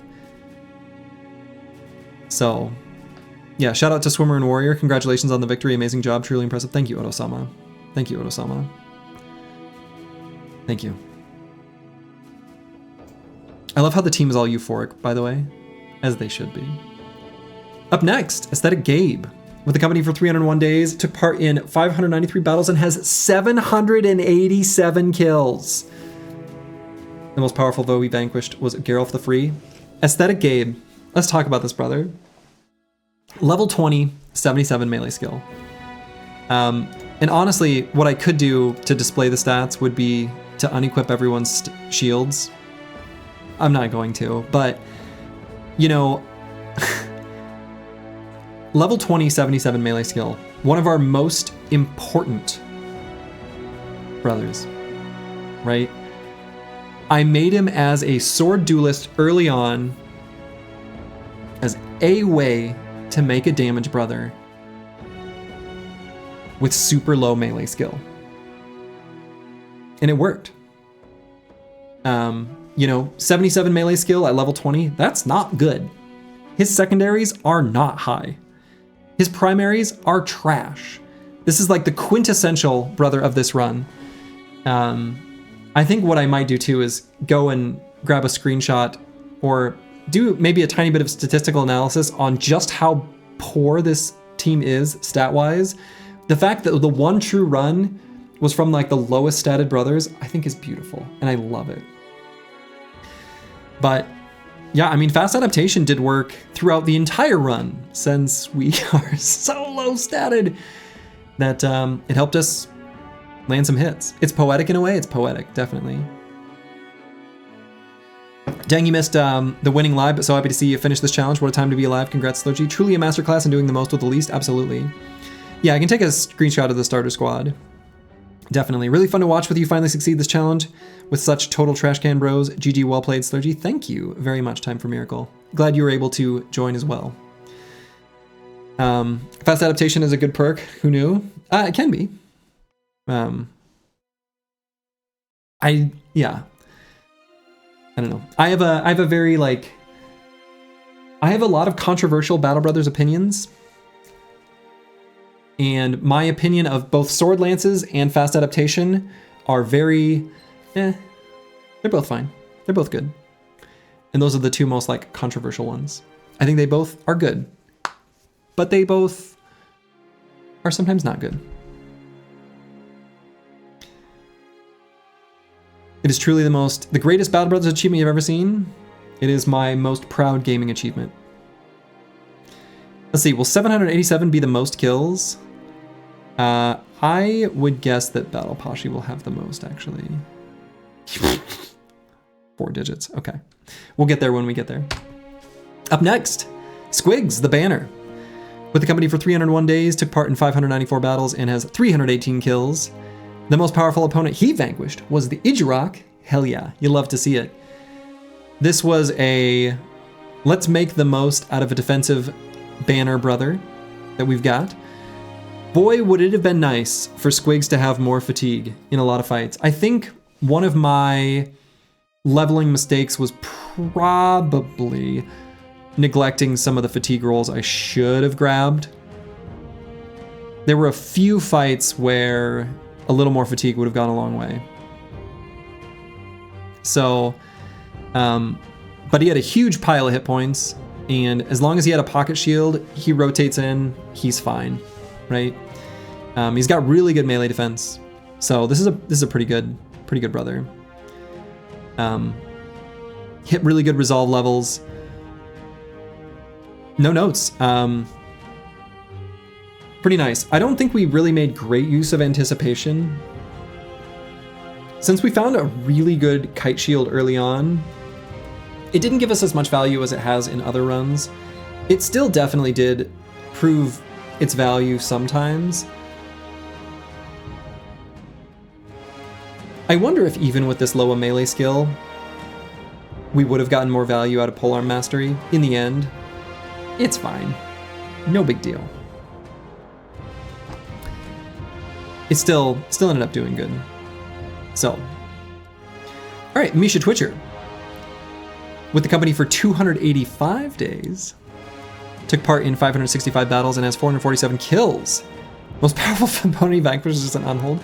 This was our whip utility bro, who honestly low-key played huge roles in mitigating risk. I really liked having a dedicated whip bro, and I think the fact that you can do it from ostensibly 5 hexes away, you can save a part of the battlefield is awesome.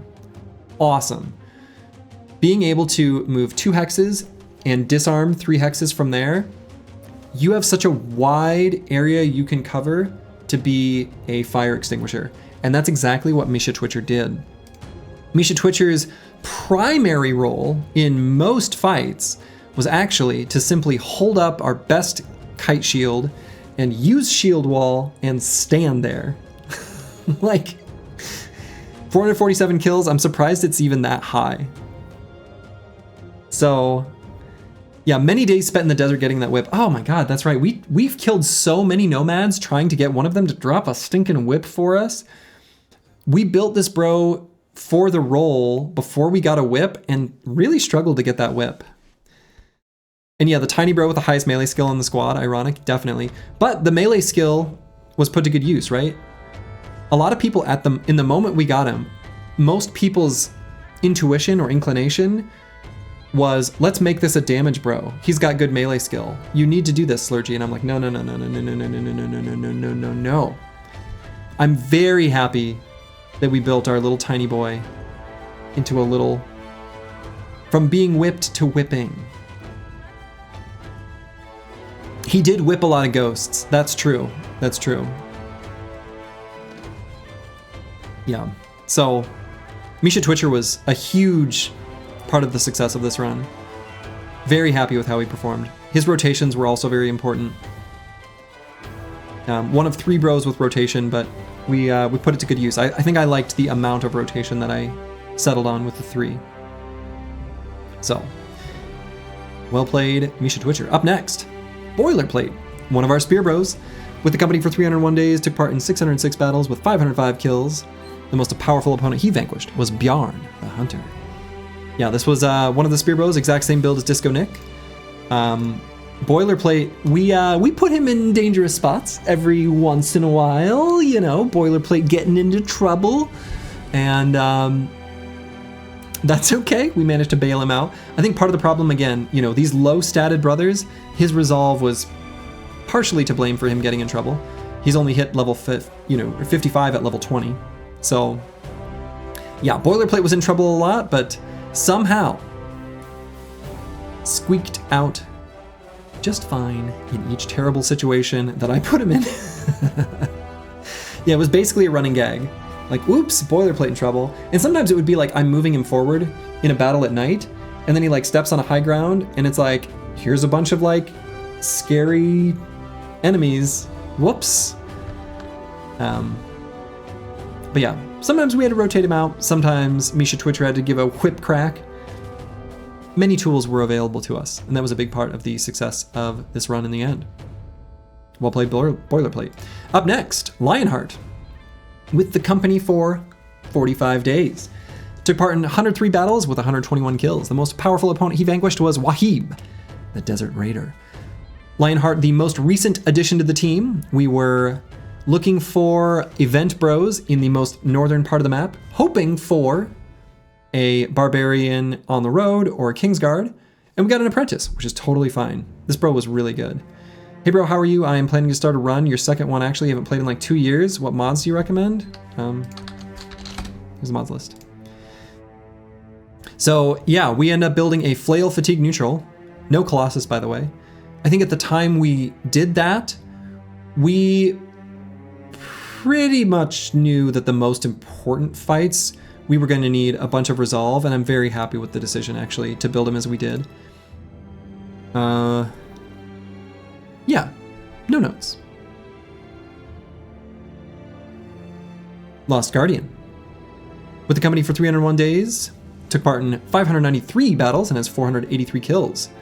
The most powerful opponent he vanquished was the Slayer. Wow. Another one of our Spear Bros, exact same build as Boilerplate and Disco Nick. Lost Guardian was a lucky boy.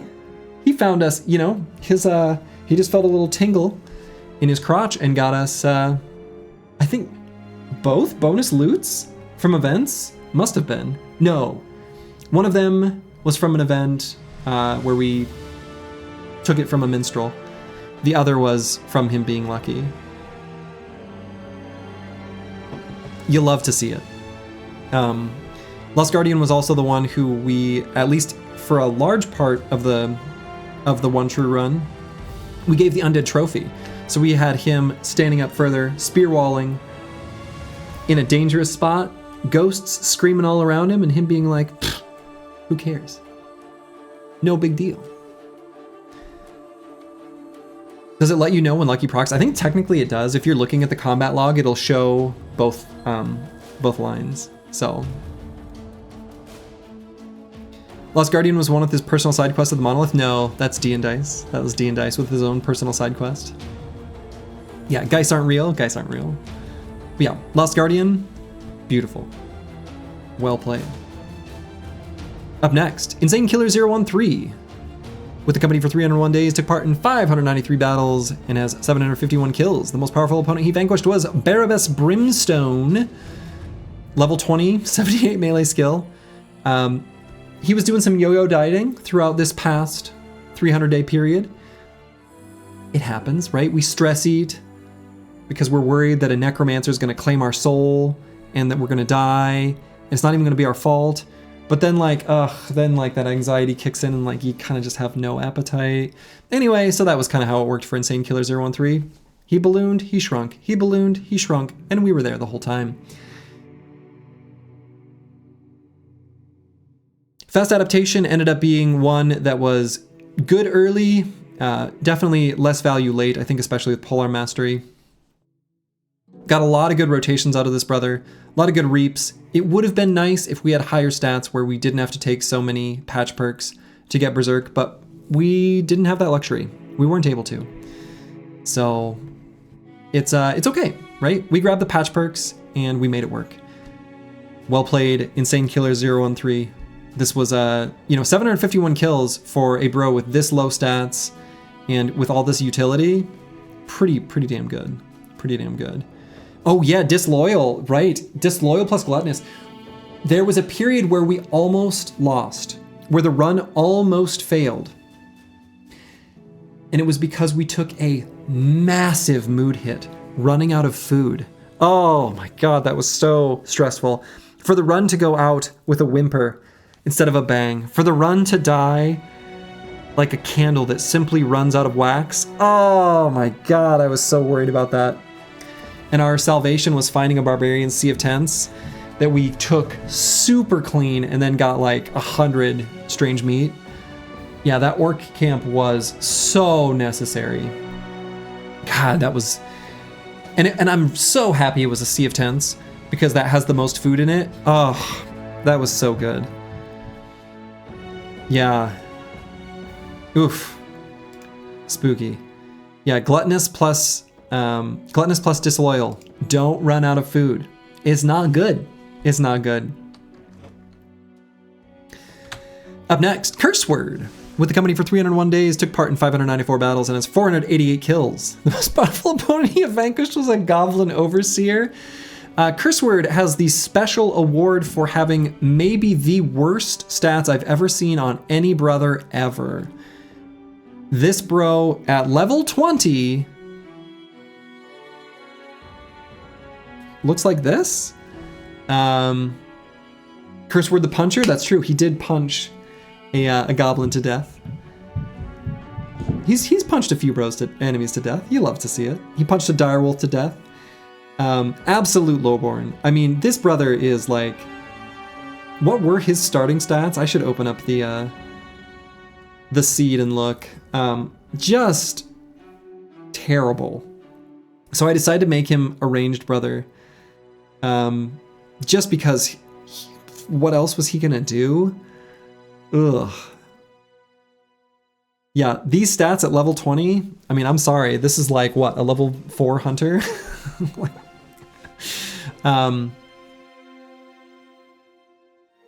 of patch perks. We actually ended up making pretty good use of bags of belts. I think there were a lot of fights where having extra tools was handy.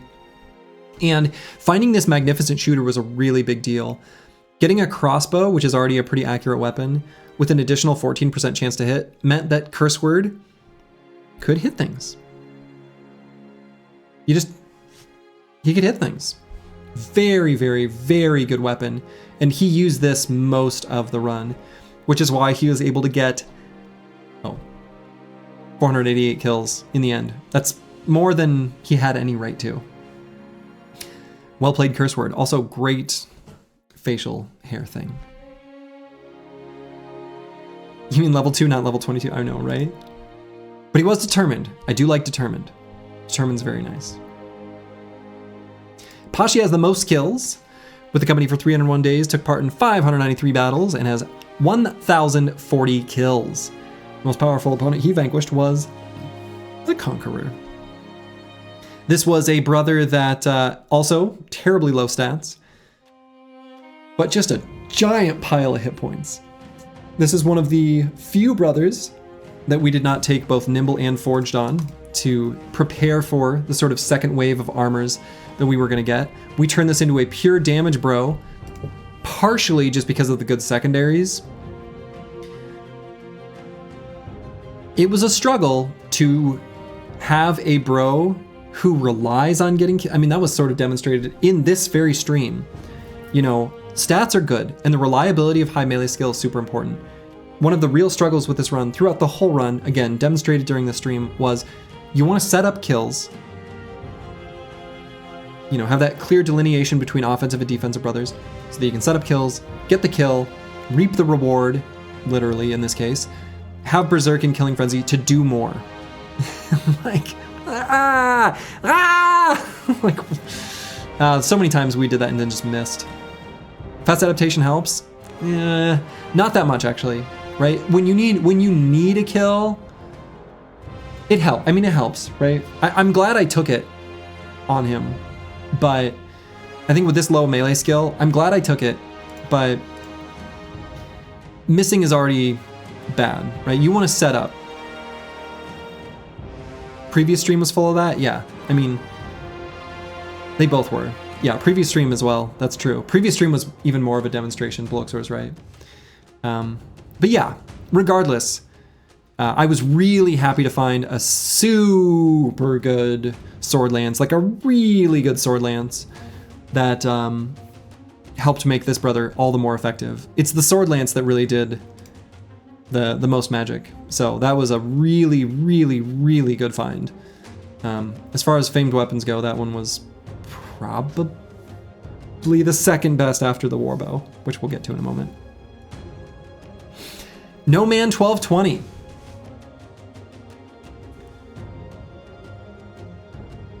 With the company for 75 days, took part in 158 battles and has 361 kills. The most powerful opponent he vanquished was an ancient priest. He's still with us. When we picked him up, there was a moment of panic. What are the rules in this arbitrary challenge for a brother who is destined to be temporary? Turns out he can just hang around. We built a fencer. Slurgy built a fencer. I didn't build a single fencer during the Winstreak series. Not one. So the fact that I built a fencer in the one true run is nuts. But hey, we found this weapon. This is such a good weapon, right? Just like I have said before, there are builds which are maybe, you know, considered to be low value, or weapons that are considered to be low value, that if you get a named variant and the named variant is good, the build can be good. Honestly, this build that I ended up going with, that I said everyone would hate, you know what?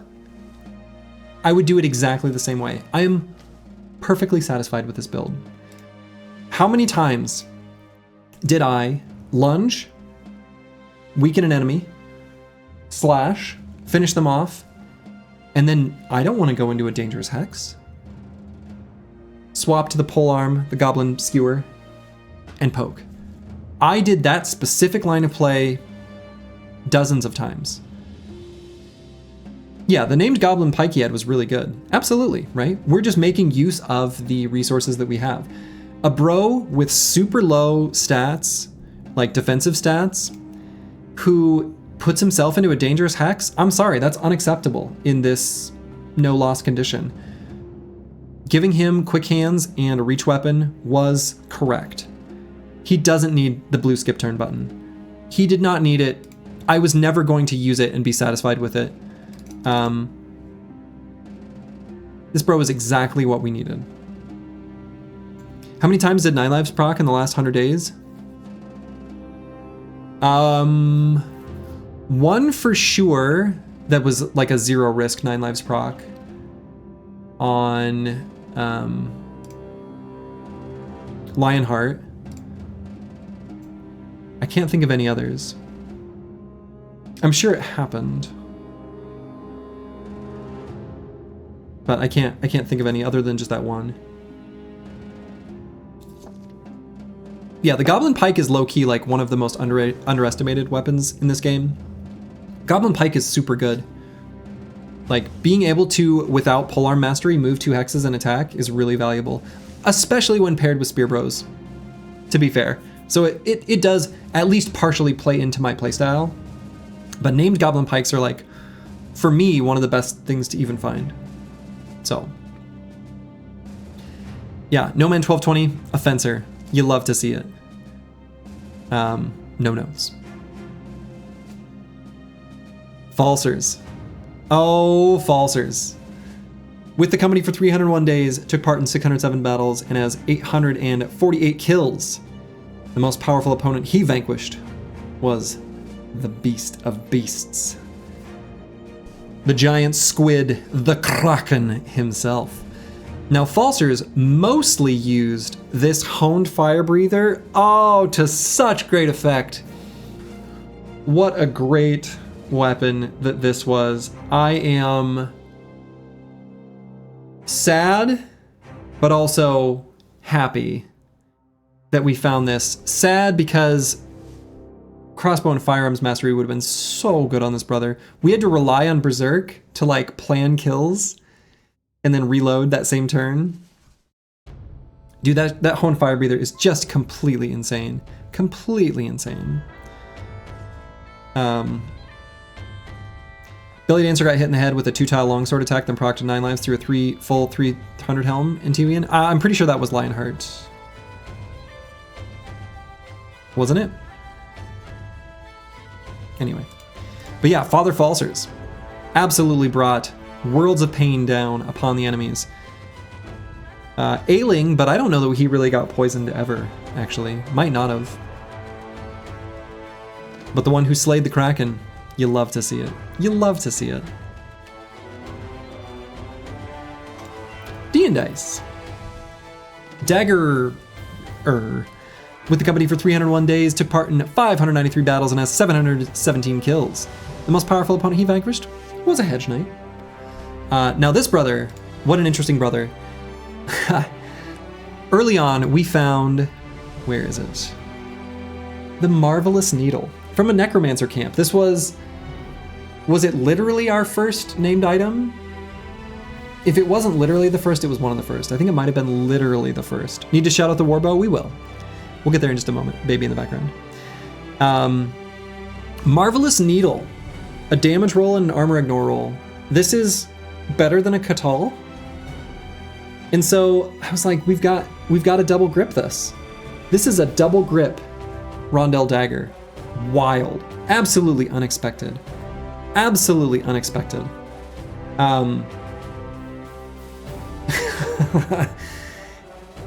we built a whole bro around it.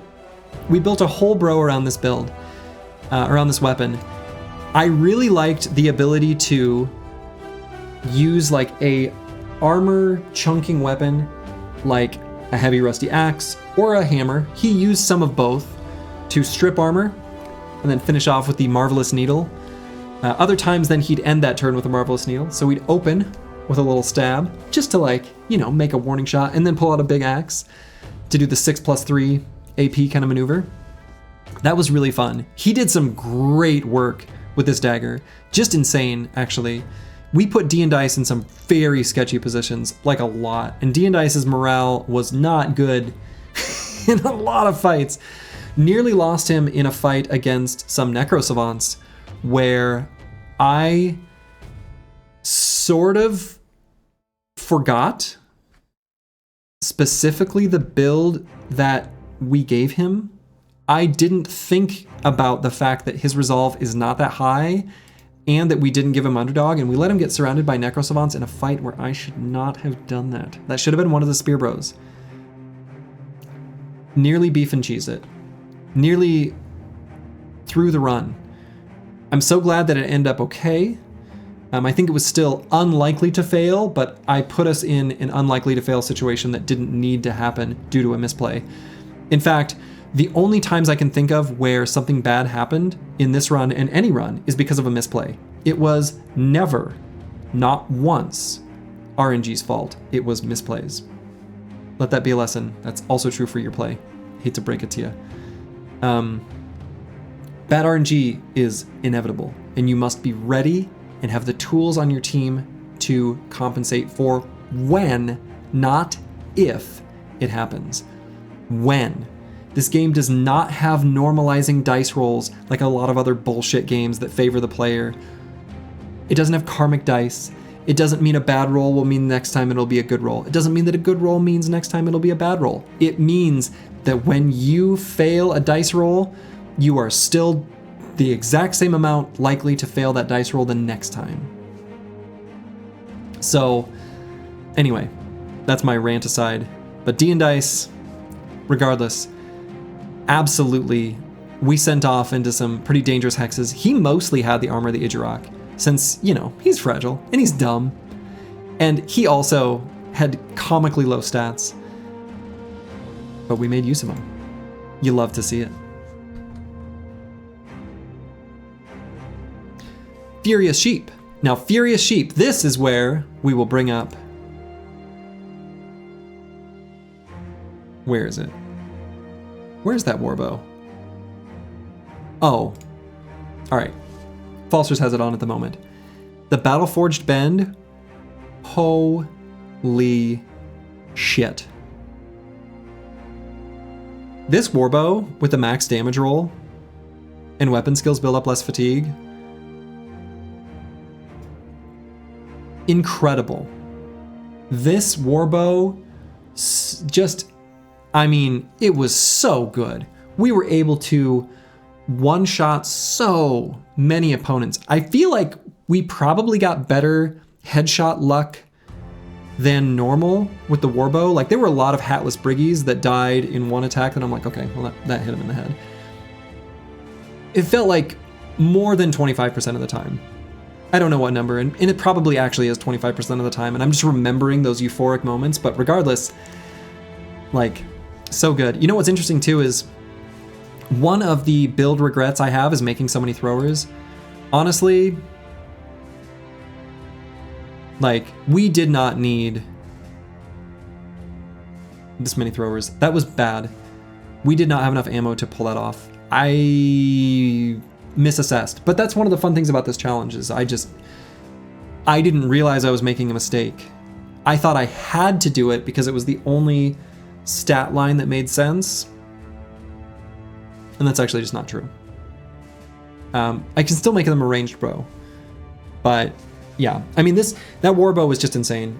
You know, if I knew that warbow was coming, I would have done a different build, and even if I didn't, maybe I would. Zircom, thank you for the sub, very much appreciated it. That triple headshot in a row was epic. Yeah, which time? And of course, Furious Sheep vanquished the Rockageist. You would like to thank one last person, the character who does not appear in the retinue, but who made all this possible, the one, the only, the most important brother, the broadcast briggy, Slurgy. Thank you, 13 Kill. You love to see it. You love to see it. You love to see it. Yes, the commander, the broadcast briggy himself, Slurgy, the captain, who piloted this team.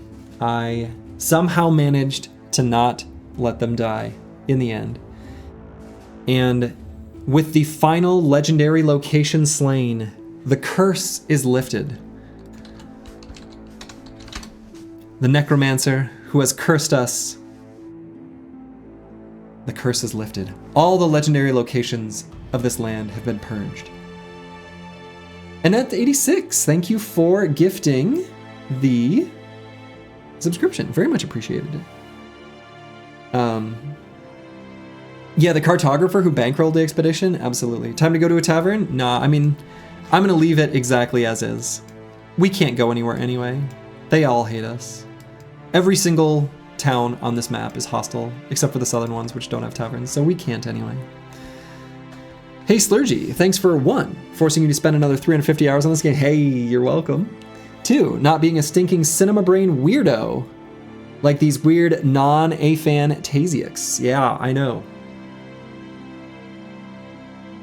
You're welcome. Cinema brain weirdos, they are. It is the, it is us aphantasia folk that are the normal ones. You know? Who was the most dangerous enemy slain and who took care of that? I don't know. Any of the, you know, honestly, it was probably, the most dangerous enemy was probably our very first caravan guard. And I don't know who killed him. Special shout out to the bounty hunter for almost sabotaging us. Yes, yes. So, Tryhard 311, no. We will not reroll anything. We will deal with the bros that we were given.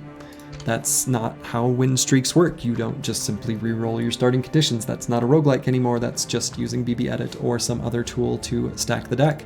We don't do that. We deal with the game as it provides it to us. However, if you want to play any way you want to, you can. I will not.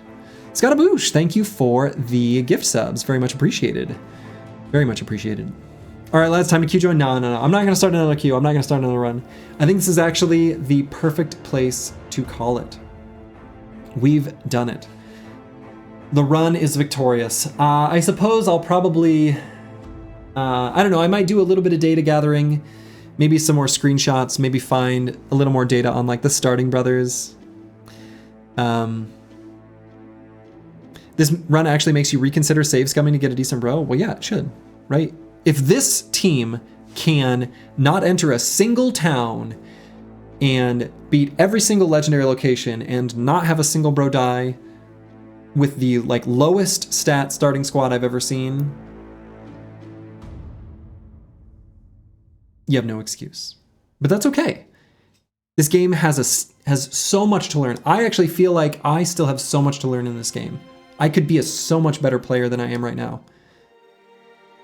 There's a lot of undiscovered strategic territory that I'm so excited to just keep figuring out. Long War or XCOM 2? I don't know yet exactly. You're excited for the next game, Menace? Oh, definitely, definitely. Now that it's done and over, do you think that the Slurgy of the first run could have done it? Honestly, Medieval Man, no, I don't. I think the Slurgy of the first run had to learn what the run needed, and he did not know. When is Slurgy going through his adrenaline arc? I don't know, maybe never. We'll see. I'm not a believer in adrenaline, but maybe. Maybe I don't know. Who knows? What first run? You mean the practice runs? Exactly. So, all right, that's where I'm going to call it. I'm going to go enjoy the rest of my hams, go kiss my wife, and just bask in this moment of happiness. So, to all of you, again, thank you. Thank you for joining me on this journey. I really do appreciate it. I really did enjoy being able to share this with each and every one of you who watched with me. it did make a big difference. That sort of shared experience means a lot to me. Thank you. Thank you.